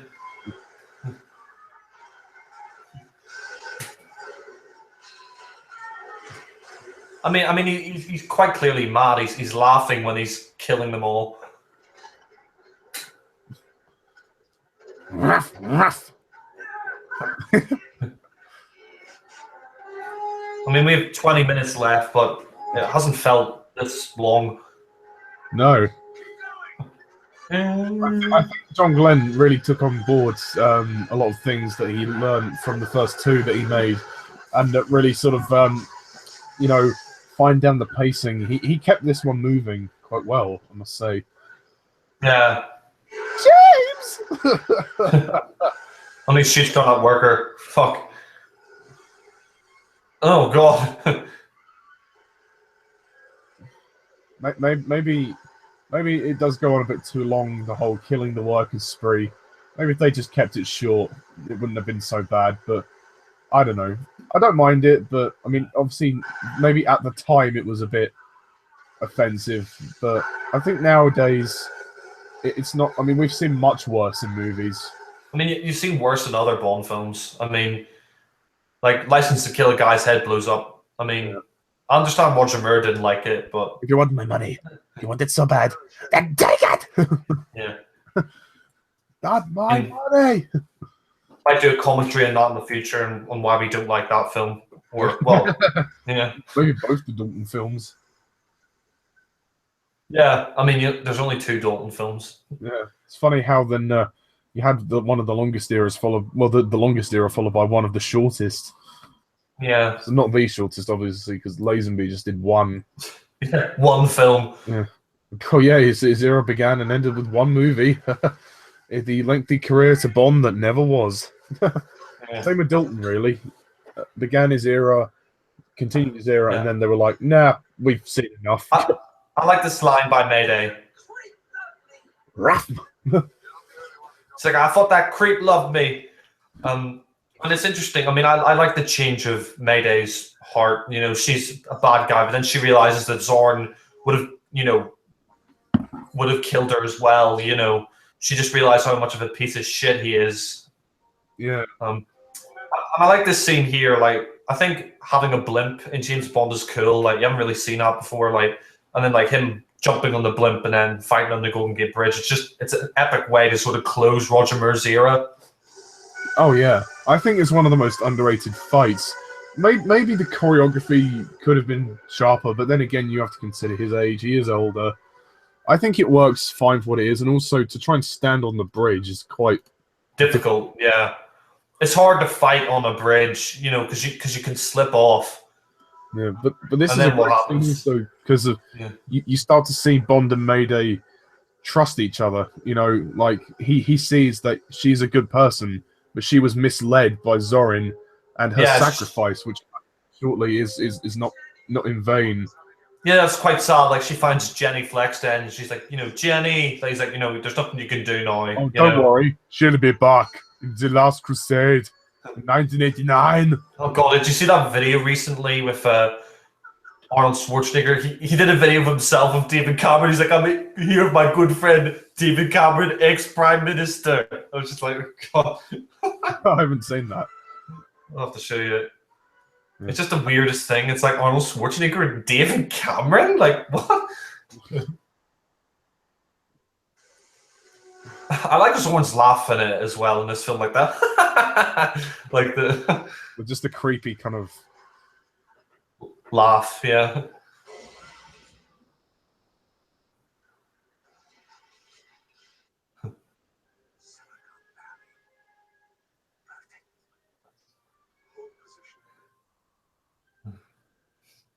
I like that scene. Like, I like his brief speech. The greatest cataclysm in history. And all attributed natural causes. I mean, I like that brief speech where he's like, Silicon Valley, perfect. Like, I have to get down and defuse that detonator. I like Bond and Mayday teaming up. It's good. We have to bring the whole thing up. But how? I mean, she realizes that Bond's actually a decent guy and that Zoran's a prick. Mm. He only cares about himself. Well, she's so strong to lower Bond. Yeah. Down. And also to like with the She's bring probably- Bond. She's probably the Jaws or the odd job of henchwomen Yeah. in that she's physically built.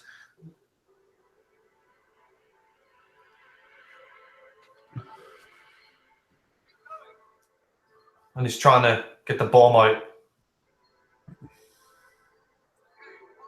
She's also very brave, obviously, because of sacrificing herself to save Bond and the world. And then I love the part when she sees Zorin.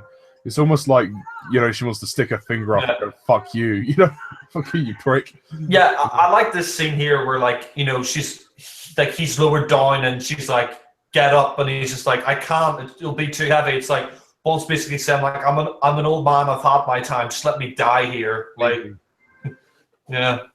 He's like, I'm an old man, I'll be too heavy for you, I've had my time, you know, I've failed.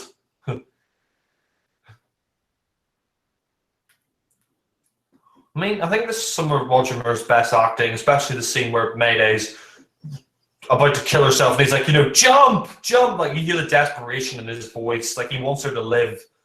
Like, he doesn't want her to kill herself.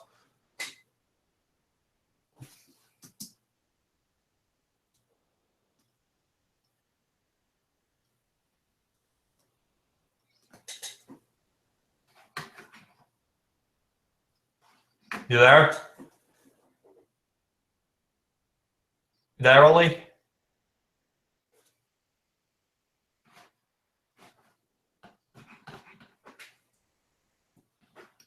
Hello?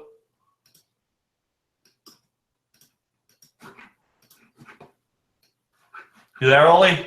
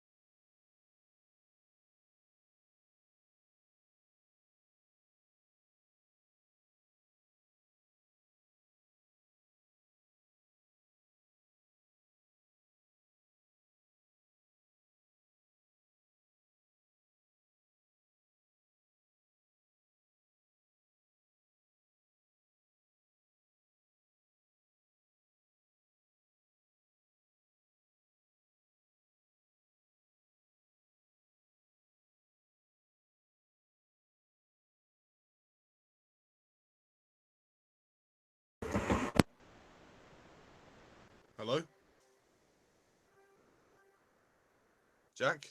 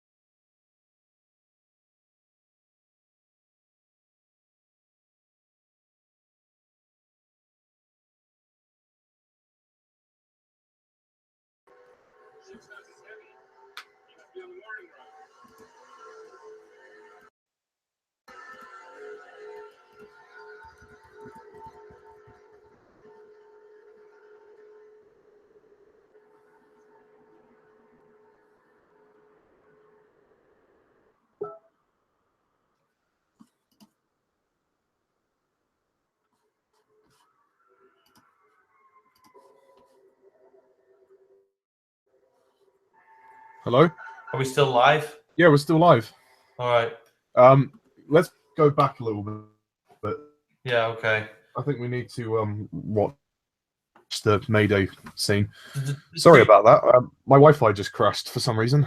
Yeah, I'm gone to the scene just before Mayday is about to kill herself. Like they just put the bomb on the cart, and the brake is stopped. I'm on that bit. We can play from there. Yeah. Well, I'm 1 hour 53 minutes and 47 seconds in. So if you put your timestamp then, and we can play on from there. Is it where they're pushing the cart? Yeah, it's 1 minute. Sorry, not 1 minute. It's 1 hour 53 minutes and 47 seconds. Like, put it to that. Yeah. I think mine's, for some reason, mine's at that bit, but it's 1:58. I don't know why that is, but if I just play mine a little bit, can you tell me if that's the part you're on? Okay.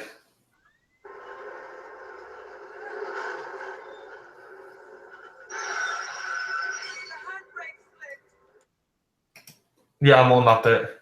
I've literally just paused it there. Yeah. All right, I'm ready. Okay. 3, 2, 1, play. Sorry about the connection problems, guys. And if anybody was watching their DVD, I apologize to rearrange your timestamp. I love this bit where he's like, jump, you know, Mayday, jump! Like, Don't get sorry for me. you can hear the desperation in Bond's voice. It's like, Mayday, you know. Mayday. I think it would have been funny if she stuck her finger off. Yeah. I like the expression on her face. She's like smiling, and she's like puts a serious voice on. Then you see like Zoran, like he's really pissed off. She just blew up, you know, she just fucking ruined the whole, you know, operation. And you can tell Bond, you know, he's kind of pissed off that Mayday's been killed. Like you know, he was desperate to survive. Yeah, when he comes out the smoke. I like that expression on his face, you know, when she's shouting James, and you can see briefly his expression. He's just like, he's about to give up, then he sees her, and he's like, right, enough people have died. I'm going to save her, you know. That's it, yeah. Yeah. Like, you see, like when she's, like, kidnapped by Zoran there, you can see Bond, he sprints even faster. He's like, right, that's it. No more people are going to die today. I'm fed up of all the death. Like, yeah, like Stacy won't die. I will at least save her. Like Mayday will want me to carry on and kill this bastard. Yeah, and this is a great scene also, just for the shots, like the fact that he's holding on, and you know, the music is so epic when they go to the bridge, and it's brilliant. I love this scene. Yeah, and the way he's like holding on.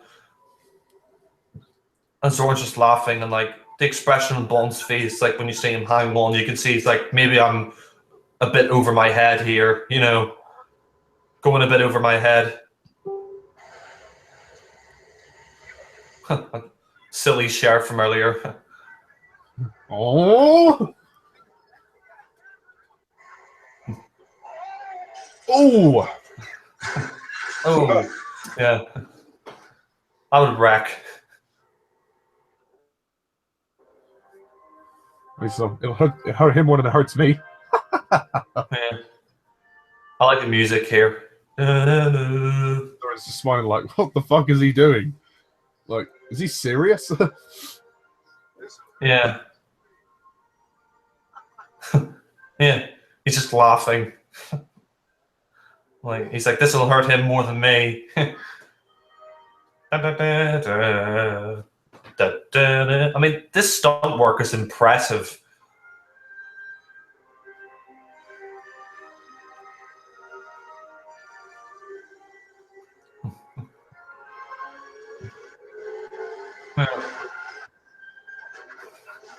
Just ties the blimp. It's kind of impressive how he can do that. He can just tie the blimp. Yeah.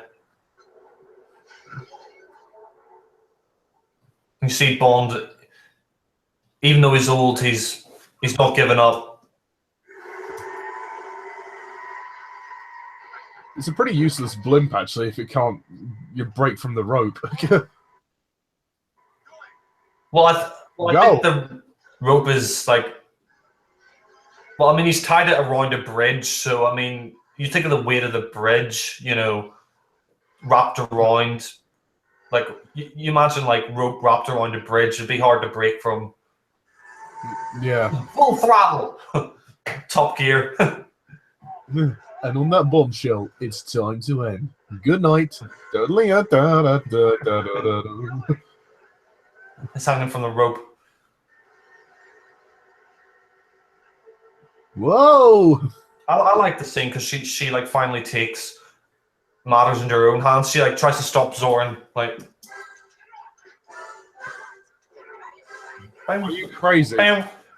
Maybe that was a stupid question, but still. Yeah.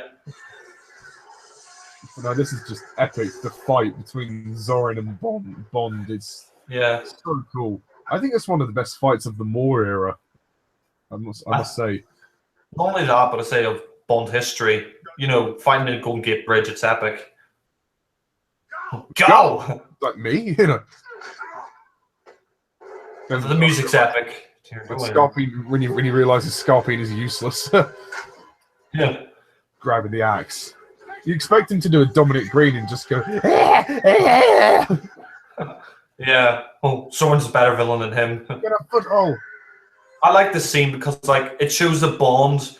You know, at first he gets his ass kicked by Zoran, and like it shows he's like weaker, but then he eventually persists and he wins. Like, just so epic. Ugh. He kicks Bond nearly, you know. Look, oh God, hitting him with the axe, like, that must fucking wreck. Yeah.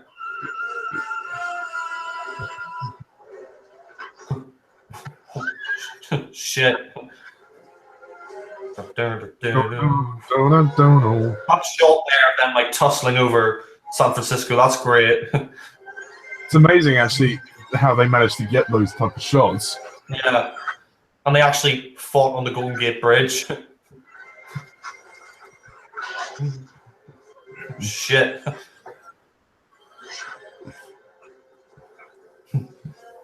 Max! Max! I like the little laugh he like lets out before he dies. It's like he finds it's like he's been beaten by an old man. He like finds it absurd. Ah! James!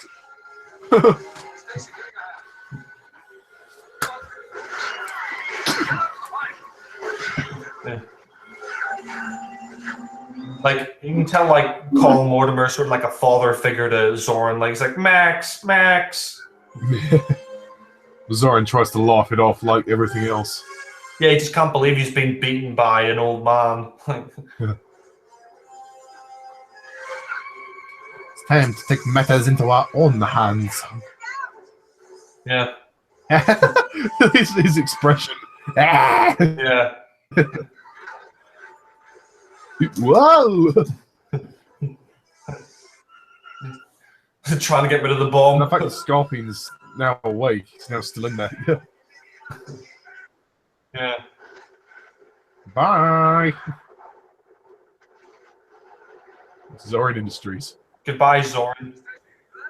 You betcha. I kind of like the line he lets out. It's like he's been in so much physical sort of like pain, like he nearly died, but he lets out a one-liner anyway. It's like it's still after all of that, he's like, "I'm Bond again." You know, I still. Yeah. He's like, "There's never a cab when you need one." He's like cracking a joke. He's like, "Yeah, I'm back." Yeah. And I like this, like throughout all 7 films, finally he gets an award for it. Like, you know, he gets an award for defeating Zoran. So they kind of do like a retirement angle, kind of like Craig in Spectre. They're like, the guy's been through a lot. You know, we're going to show our appreciation for that. Yeah, I like that. It's like it's like I thought it'd be great if if San Francisco was blown up, it's like, where would we be without it? Like, This is the last shot of Moneypenny from Lois Maxwell. yeah. Push it. I like the I like this scene, like Q spying on Bond. I like that. I mean, like, you know, he hasn't bettered her, but like I think he deserves it at the end. Like, you know, it's kind of nice. I think we open up with Roger Moore with a girl in bed, and we end with Roger Moore with a girl in the shower. You know, I mean, it kind of seventh movie. it feels like sort of full circle. Like, yeah, and I love the reference to Goldfinger with the cat's pussy. Yeah, that was funny. And the fact Q spying on him, you know, just like a classic Bond moment. Like,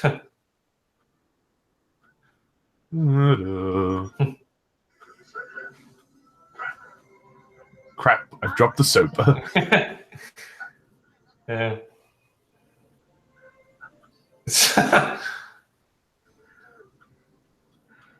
I mean, Yeah, Bond just to go in the shower. chucks a towel over. Don't let us sniff alive. Just cleaning up a few details. Cleaning up a few details. James. I like it ending on that shot. I mean, you give anything to go in the shower with Tanya Roberts. Yeah. Down. And that's a view to a kill. Bravo. Well done. And that's not a sarcastic clap. Yeah. Me seeing you. No, that was really good. Most underrated. I agree. I mean, some people say it's the worst Bond film. I don't get that. I mean, it's like, have you seen Die Another Day? Have you seen any of the Brosnan films?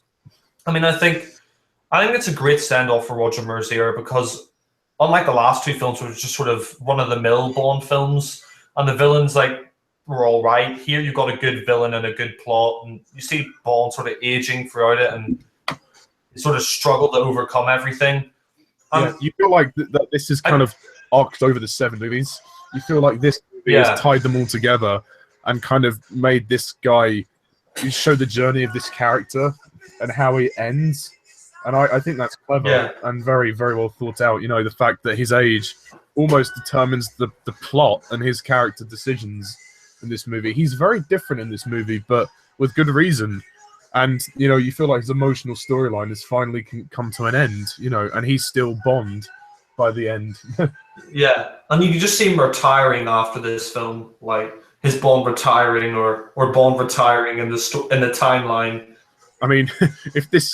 You can technically see this as like the obviously it's the end of the Roger Moore era, but like it's like if this were the last Bond movie ever, it would have been a great one to go out on, because it is the end of an era and it's the end of Bond's story. Do you know the producers might you know, maybe the producers at the time thought it was going to be the last Bond film, because it does say at the end of the film James Bond will return, because before that they say James Bond will return in a certain movie, but in this they just say James Bond will return. It's the first time they said James Bond will return instead of James Bond will return in From Russia with Love or Goldfinger or whatever. Oh yeah, like here, I mean, because they obviously they assumed that it would continue, and they were hoping that it would continue, but obviously for Roger Moore, they knew, yeah, that was it. Yeah, it's like,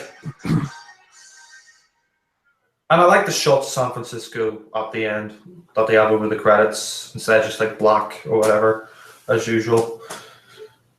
But yes, I enjoyed that. That was a lot of fun. I mean, definitely, I'd say one of Roger Moore's best. I mean, I'd say his best is still probably Live and Let Die and then Spy Love Me, but I think that comes in probably third for me. I mean, it's a great send-off for his era. I mean, his era is just fun, and that's what I like about it. You know, even though you've got this one being the more serious entry for the most part, and bringing in more of the emotional storyline, his era is just a ton of fun. You can just sit back and watch his movies and be thoroughly entertained. You have to be, you know, appreciative of the times that they were made, a tongue-in-cheek kind of tone. But like Moonraker is just cheese. It's just pure cheese, but I love it for that. I think Moonraker is it's like the halfway point of his era. It's another like really fun entry. Like they're all just great movies. I mean, you know, Live and Let Die was the was a bold step because it was a like blaxploitation movie. Man with Golden Gun was a bit more of a thriller. Spy Who Loved Me was just like classic Bond. Moonraker was like Star Wars meets James Bond. For Your Eyes Only was nothing. Octopussy was a bit more. It was going into India, which was nice, and then this one was mixture of serious, charming, funny.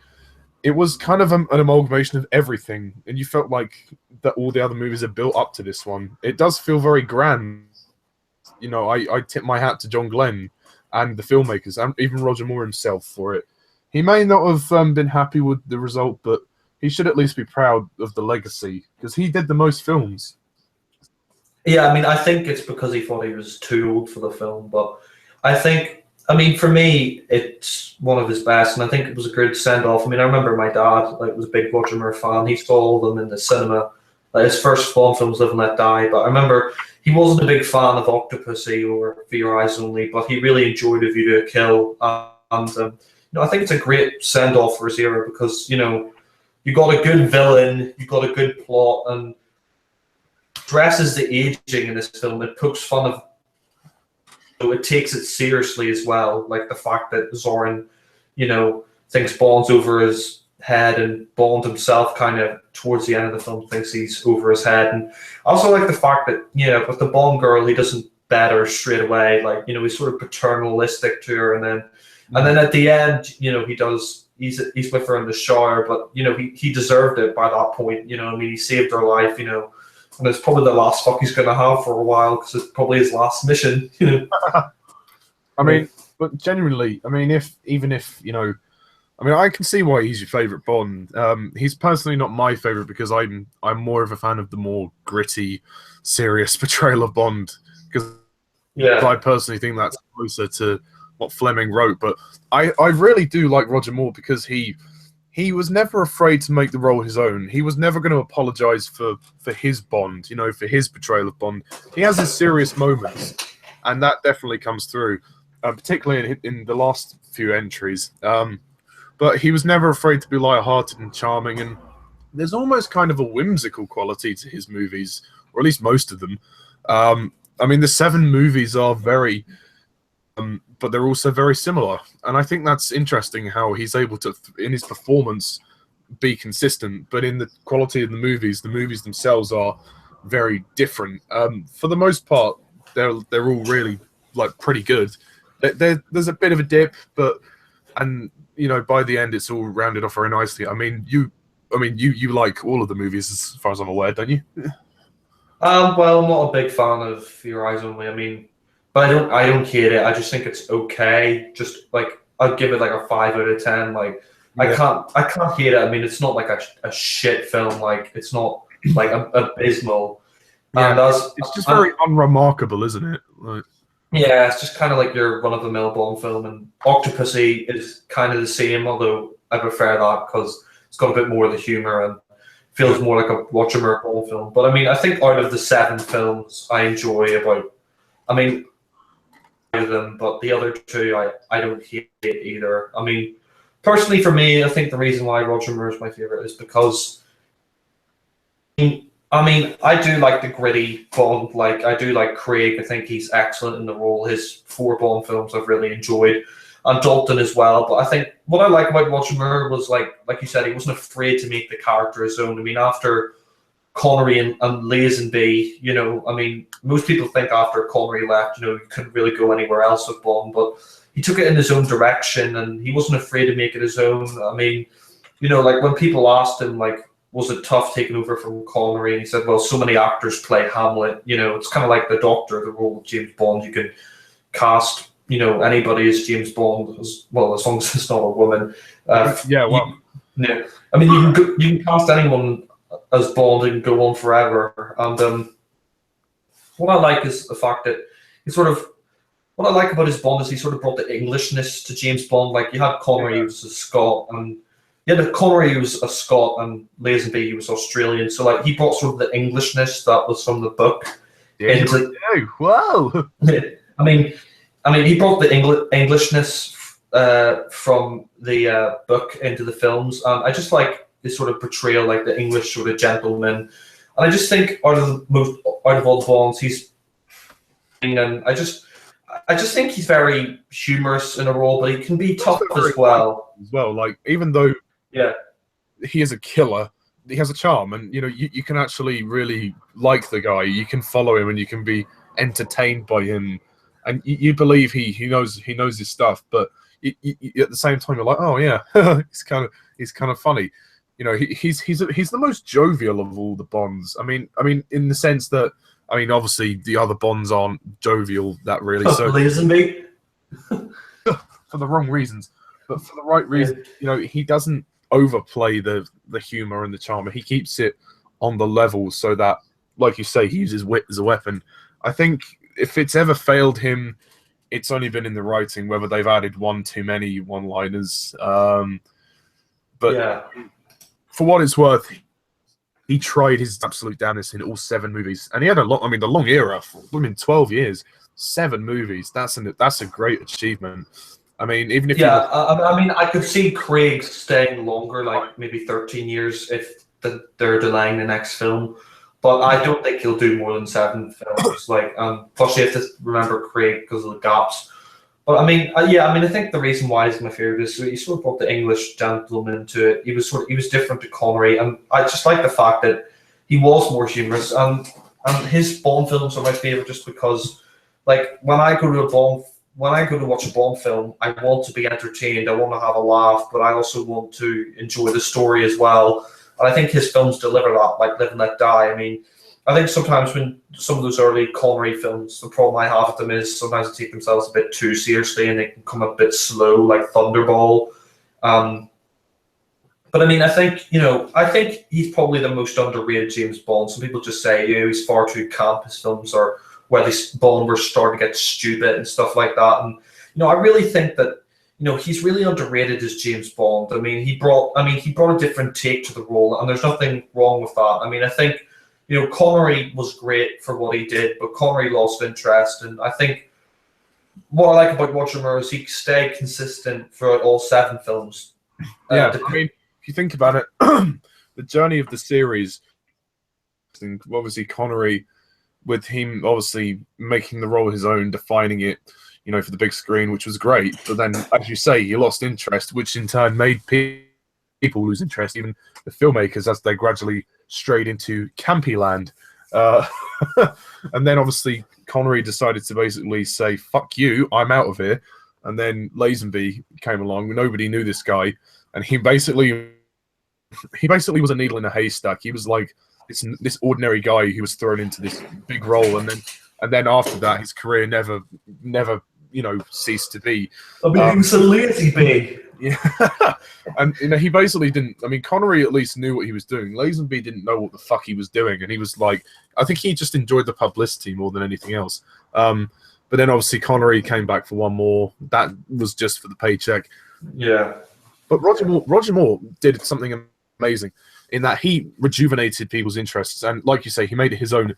He stuck around for a long time. If people didn't connect with Roger Moore as Bond, then why was he so successful? Because his movies all did really well, and he stayed around for the longest period of time. So he must have had his fans, So yeah, exactly. And I mean, I think some people here are fans of the Craig era or the Connery are just far too critical on him. And I think Connery himself was too critical of Roger Moore, like when he called him a parody in that Never Say Never Again interview. I mean, it's like come on, the guy took over the role, and he was dedicated to it. And I think he deserves a lot more respect than people give him. People just sort of dismiss him as sort of a campy, sort of over the top James Bond. But I think like Chris Stuckman is very harsh to him. Like he's just this wisecracker who beds ladies. He never has relationships with them. It's like, well, look at Connery. He never had relationships with any of the women. That's not the point of Bond. Bond isn't meant to have relationships. Yeah. I mean, obviously, Daniel Craig and George Lazenby is a different story. But Bond isn't a one to be relationships. The whole point is that he's emotionally struck off. That he has his dalliances with women, but only really to obtain information, and he's focused on his work. That he doesn't have anything else in life. So there you go. Yeah, but that's just the way I see it. I mean, Chris Stuckman may see it differently, so fair enough. I mean, also I suppose the only downside to Roger Moore's success was the fact that, the fact of the unpopularity of Timothy Dalton. I mean, this isn't necessarily Roger Moore's fault. It's just the fact that his movies, he'd been around for so long, so well established. Got used to the tone of his films. Yeah, and then Dalton comes along, it's all more serious. You're like, oh, okay, maybe it just threw people, but I mean, I think it did, because a lot of people didn't like Dalton. They thought he was far too dramatic and serious for the role. I think they thought The Living Daylights was a good movie. They just probably thought Dalton wasn't the right person. I think nowadays people have grown to appreciate him a lot more. But then his second movie just really did let him down. Sorry, License to Kill. Yeah, I mean, can you imagine Roger Moore in that movie? No. Oh, I think John Glenn really just overstayed his welcome with that film. I mean, you go from View to a Kill, which was dark, but it had its, humorous moments. Then you have the same with The Living Daylights, which got the good balance as well. Then License to Kill, you just go straight in for all this dark stuff, and then he tries to throw in humor as well, and it just doesn't work. And I think people, I think you're right. I think people got used to Roger Moore and his films. And they grossed a lot of money at the box office. Oh God! I mean, Roger Moore's movies made huge amount at the box office, and I think by the time Dalton came on, people were just like, they were so used to his Bond and the style of his movies. They were like, "Oh, what's this? This is way too serious," or "Dalton's way too serious." Still in the time of the '80s, and then obviously there was the whole AIDS thing, so they had to cut back on all of the sort of the natural traits of the Bond movies, like all of the sex and stuff. So they had to keep it fairly PG. Obviously, until License to Kill, when they made it really too far. So I think that's also, I think people would have warmed to Dalton had the second movie not have been so overbearing, because also it was 89, it was 1989, so it was like, they were still, times were still, like kind of like the Roger Moore era. So I think not only that, but it didn't do well at the box office compared to other Bond films, and there was a big rights dispute, so Bond was away for a long time, and it's kind of sad that Dalton's era was cut short, because I think Dalton was sort of the template for what Craig became, because I mean, Dalton, I think, was like the first actor to really read the books and study the books. I mean, Connery said he read the old book, but I think Dalton was the first to really sort of study the books and commit to the role. And like going back to Roger Moore, I just think that people who say he's way too goofy or way too like over the top, I mean, I think they're really that far. Yeah, he definitely is the lightest of all ones. There's no question about that. But he does have his dark moments. Yeah, he does have his like in Live and Let Die. He's like, "I'll kill you if you don't." And like the Man with the Golden Gun. You watch him in that film; he's very serious. He's trying to hunt down Scaramanga because he's killing him, and he's slapping Andrea about, and that scene where he's pointing the gun at the guy's crotch, and then he says to Scaramanga, "You're full of shit," and he can be very serious when he needs to be, like in For Your Eyes Only, when Ferrara dies and he like kicks a car off the cliff. I mean, that was quite a dark scene. He's like, "You left us with Ferrara, I believe," and he just kicks his car off the cliff. Yeah, and also in The Spy Who Loved Me, when he where's Fekish? Pyramids. What a helpful chap. Yeah, the scene where Anya, she's questioning him about whether he killed her boyfriend. He's like, it's like, it's our business. He knew the risks, and then A View to a Kill as well. Like when he's confronting Zoran. I mean, I think Roger Moore definitely was serious. For me, he's kind of like, it's kind of maybe a bit of an odd comparison, but he's kind of like the Tom Baker of Doctor Who. He was there for the longest. I mean, he was lighthearted, but he could also be really serious. That's what I think worked in Moore's favor. That he used his charm, his wit as a weapon against his enemies. Like you see him in Kamal Khan, he's like, "Oh, it's all in the wrist." You can see that he's. I prefer cash. Yeah, he's getting in their faces. He's using his wit as a weapon, but he's also serious when he needs to be. Like when he's angry, he's pissed off. You see it.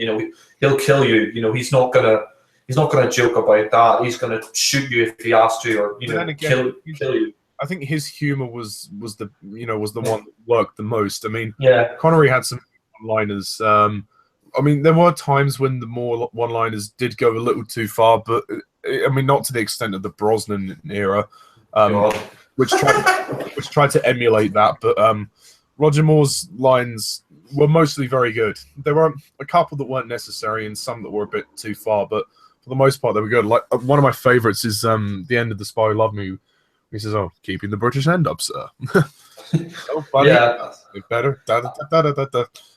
And I like that line in Moonraker, like, "You miss Mr. Bond, did I?" And and like in Live and Let Die, well, he always did have an inflated opinion of himself. Yeah. And I think Roger Moore, the lines work for him because he's very good at the comedy. He's very good at comedic delivery. And I think that worked for him. Unlike Brosnan, like they'll print anything these days, or I mean, Brosnan, it wasn't all his scripts, and the filmmaking at the time was just like let's just fart out these films. Yeah. I mean, GoldenEye not as much. But at least they tried with GoldenEye. But I think the problem with that was the filmmakers were at a standstill because they were like, well, we don't really know. They didn't really know the tone of Brosnan and his Bond. For me, Brosnan is just very confusing. I don't get his portrayal. I'm like, what are you trying to do? Are you trying to be serious? Are you trying to be funny? You're trying to be both? What is this? I don't get it. And it doesn't blend well, like, because he's trying to copy the other actors. 1 minute he's trying to be Sean Connery, then he's trying to be Roger Moore, and then he's trying to be Timothy Dalton, and then he ends up like Lazenby. It's like, what the fuck, Yeah, he's a clown. And not only that, he's just very forgettable in the role. And all those fucking grunting noises he makes, like, it's just like, what are you doing? Like, it didn't help that the films weren't of the best quality, and also he's a bit of a, you can tell pretty boy. Yeah, he's a pretty boy, and you can see that. He said he was insecure about the role, and you can see that because he doesn't know what he's doing. He's like, I'm just going to copy the other actors and hope that works out. It looks like your friends have bailed. Like, God. I mean, it's so bad. I mean, I appreciate that Brosnan has his fan base, and that's fine. If you like Pierce Brosnan as James Bond, I have no problems with that. I just don't ask me to like him. Don't ask me to watch Die Another Day. I don't hate the guy. I certainly appreciate, some aspects of his time as James Bond. And I thought he was all right in the action scenes. I mean, he's definitely got a smoothness to him, but other than that, I don't really like much about his Bond, to be honest. At least he looks good, I suppose. He looks good on screen, but he doesn't really have much screen presence. The same with Lazenby. There's no screen chemistry with anybody. Yeah, except Lazenby doesn't look good either. I'm surprised he's a model. I mean, Lazenby, essentially, Roger Moore had less pressure than Lazenby. Although, well, I suppose it's debatable, really, because they were both following Connery. So it's. I mean, if I had to say which one I prefer, I don't know. I mean, they're both probably equally as bad. I don't know. I mean, I think Lazenby, because he was in one film, he had to stand Brosnan for 4 films. Like, but neither were good. I mean, the one thing I will say, they're both pretty much on the same level. But I'd probably take Brosnan over Lazenby just because he at least tried a bit more. I mean, he wasn't great, but he at least tried to deliver his lines with a certain smoothness. Lazenby was like, nah. He was just like, he always delivered his lines really flat. Like, oh, I was always told our mistakes could be remedied between friends or even lovers. Oh, God. I mean, I'd probably take Lazenby over Brosnan because I will say at least he made the wise decision to leave after one film, and I think he acted the scene at the end of Tracy well. But that's true. Yeah, I mean, Brosnan, I think, probably because my least favorite is just he tried to copy all the other actors. He was insecure about the role. He just his movies. Yeah, and he stayed way too long. Like I think 4 films was, one was enough. I mean, I think by the time you get to World's Not Enough, it's like, yeah, okay, mate. I think we've had enough. I mean, he wanted to stay for 6 films. I mean, fuck's sake. I mean, I'm glad.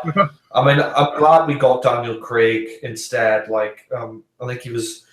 Die Another Day was his last film. They just ended his contract. They didn't offer him any more films, which was probably the wise decision, because if you had Brosnan in Casino Royale, it wouldn't have worked. Like, No, it wouldn't have I mean, worked. and also because the whole idea was that it was a reboot, that automatically rules out Pierce Brosnan. It's like, why It's would you want to surprising though reboot? that we kept Judi Dench though, considering it was a reboot. But Yeah, but, I mean, I like that they kept I Judy. mean, I think I agree with you. I mean, I think she worked better with Craig than she did Brosnan. Hmm.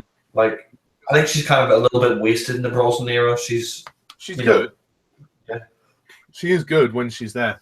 I think, and also in The World Is Not Enough, she gets a lot of drama with Elektra, which is nice. But I think because they developed the whole idea of that, the maternal relationship in particularly in Skyfall, but even in the first 2, you can see that she cares for him.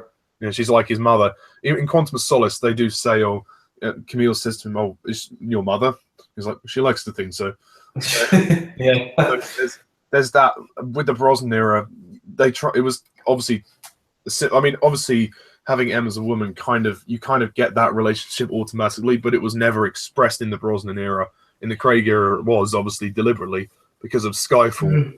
Oh, you also said Martin was your sexy dinosaur. Oh yeah, I think you're a sexy dinosaur. Never knew them stood for Muffy. I mean, I'm not gonna, I appreciate that. I mean, all of the Bonds, they're different in their own way. But I mean, Roger Moore is probably the most different. He probably does stray from Fleming's original, original ideas, but he didn't want to emulate Sean Connery.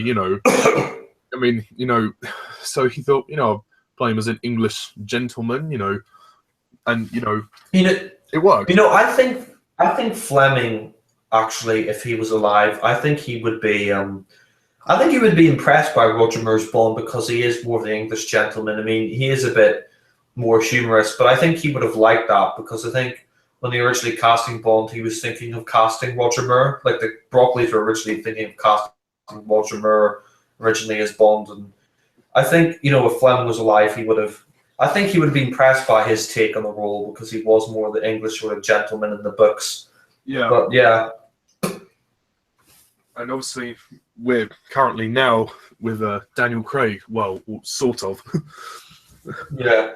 I mean, as for that, I hope Craig either announces he's doing another film soon, or he's or announces he's leaving. Because I mean, it's been 2 years now since Spectre. We haven't heard anything on Bond 20, on Bond 25. So I'm kind of worried either it's not gonna come out for another 2 or 3 years, or Craig's decided to leave. I mean, I don't know. Yeah. It's kind of strange, because usually a Bond film comes once every 2 years or 3 years. But I mean, hopefully we get news soon whether Craig's leaving or not. I mean, it was all over the news a while back that people were saying he was gone, but he's never actually confirmed it. I mean, I hope either he decides, I hope either he announces he's going to leave, or he announces he's going to stay. Yeah. I mean, I think he's warming to the idea, because there is an interview on YouTube where he's in New York. He's got blonde hair. He's dyed his hair like beach blonde, but it was like a sort of panel thing. He has said, he's basically tried to justify himself for what he said in the press after he finished the shoot of Spectre, when he said, I'd rather slash my wrist than do it again. He was like, if you were asked after a marathon if you want to run it again, you'd be like, no, of course not. It's like, give me time to recover. So he basically was just being really nice and saying, I needed time to recover and stuff, to think. He never said obviously he was going to do it. He just said, and so Barbara Broccoli was doing something else. They all wanted a break from Bond. So But by this point, you would have thought, okay, he's had a break. So has he made a decision yet? Yeah, Yeah. I mean, I reckon he might because of the money, obviously. But then again, he might be reluctant because it's like a painstaking effort, and also he's a co-producer now. So surely that. His wife has said that she said that she doesn't want him to do many more because she's seeing like that it's physically taking a toll on him. Yeah, but I think one more wouldn't hurt because also now he's also involved in the creative side. Like he's co-producer. He finally got a credit as a co-producer. So surely that's going to give him the the satisfaction and the gratification to do. Do you still think he'll be a co-producer after he leaves? Well, yeah. I mean, it's in the Spectre titles. It's got co-producer Daniel Craig. So surely that would give him the gratification, and satisfaction that he'll be persuaded to do another one, at least one more, Yeah, I mean, also because now they finally got to this stage where it's literally classic Bond with modern Bond. So, which I love, which I really love, because Spectre is my favorite Bond film. I mean, Skyfall built up again the classic elements, but I think Spectre perfected it, by having Moneypenny and Q and all at the start with the office and everything, and the callbacks of the classic Bond films and the humor. Also, like you said before when we did the Spectre commentary, there's definitely a bit of Roger Moore in there.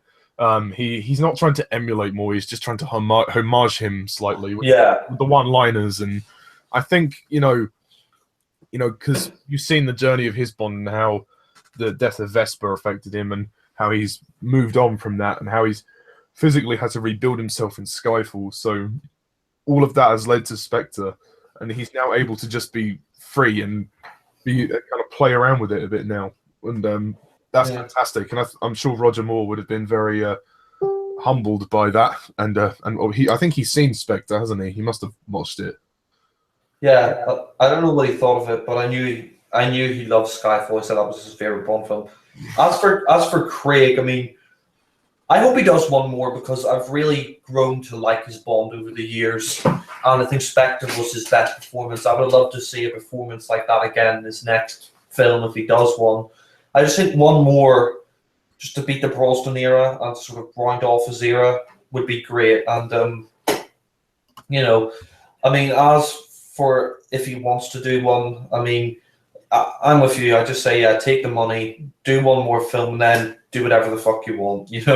I mean, 5 films isn't a bad run, and I just, I mean, as for the next guy for Bond, I mean, I don't know. I mean, hopefully they don't cast like they were thinking of Damian Lewis, and I mean, we've already had a blonde Bond. I don't think we could have a ginger Bond. I mean, Craig got away with it because he isn't like really, really, really blonde. He's just sort of, he's light blonde, but he's not like really massively light blonde. I mean, if you had Damian Lewis with like ginger hair and all that, I mean, that'd just be weird. And the guy's like 40 odd. But I mean, I think, if you're going to leave, one thing I will say, cut out the middleman, flush it down the toilet, Yeah. I agree with that. I mean, at the end of the day, whatever happens will happen. We'll have to accept it. But I truly think that he has got one more in him. He was originally down for 5 movies anyway. Like after Skyfall, I think he'd signed on for 2 more. So surely he'd want to fulfill that. But then again, contracts can change. So we don't know the ins and outs.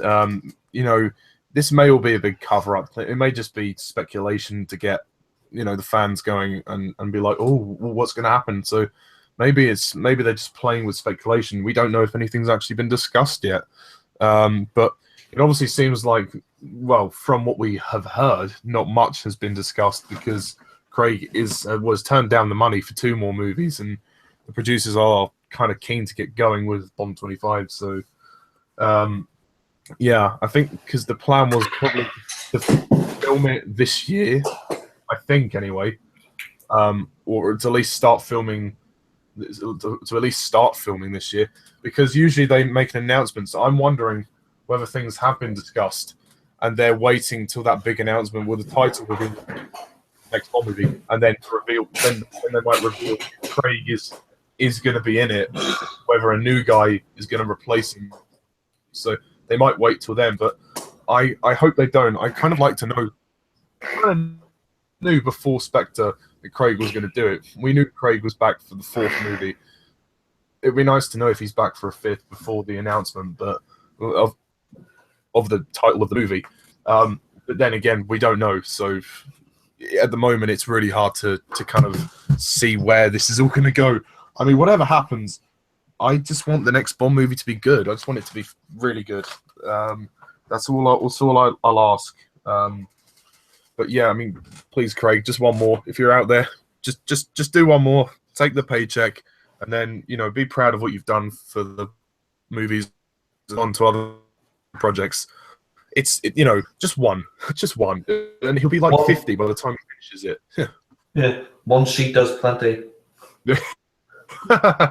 Yes. I mean, obviously, going back to Roger Moore, what a great legacy he left. And to be honest, I think Craig should look up to Moore, because Moore did 7 movies. Craig has done 4, and Craig shouldn't let this chance be thrown away. He's got the chance to come back. He's in the spotlight to come back. He's the first choice. So surely that's a great sense of pride. They obviously value him very well, so he should take up the chance to at least come back just for one more movie. And also reflecting on Connery and Moore, who did like 6, 7 movies. So yeah, if I were Craig, I would definitely take up the offer. But again, we don't know how physically taxing it is to play Bond, so it's hard to say. Well, I think we should wrap up now. Sorry? Up now. Yes. Right. So yeah, that was basically our audio commentary on A View to a Kill, and we had a brief discussion as well at the end. So that was all good fun. What commentary do you want to do next? I don't know. I mean, we can decide that later on when we've hung up. Yeah, we might do Aliens in London World War III, as Ollie suggested, soon. Don't know when that will be, or a commentary for another film. We don't know. But as for the next Bond commentary, I guess we could do one on The Living Daylights if you wanted to, or I don't mind. I suppose the Brosnan one to get it out of the way. Die Another Day. We need to do that. rip that film to shreds. We sat through the Twin Dilemma. I mean, it could be worse. yeah, it could. Yeah, but so yeah, that's it. That's our audio commentary on A View to a Kill. We hope you enjoyed. Sorry for the technical errors. And what do you think of A View to a Kill? Please put your comments down below. Let us know. Please subscribe to Jack and myself. And tune in next time for a commentary of either Aliens in London World War III or Die Another Day. Until then, guys, I'm Mr. Tunnel 11. This is The Watcher, and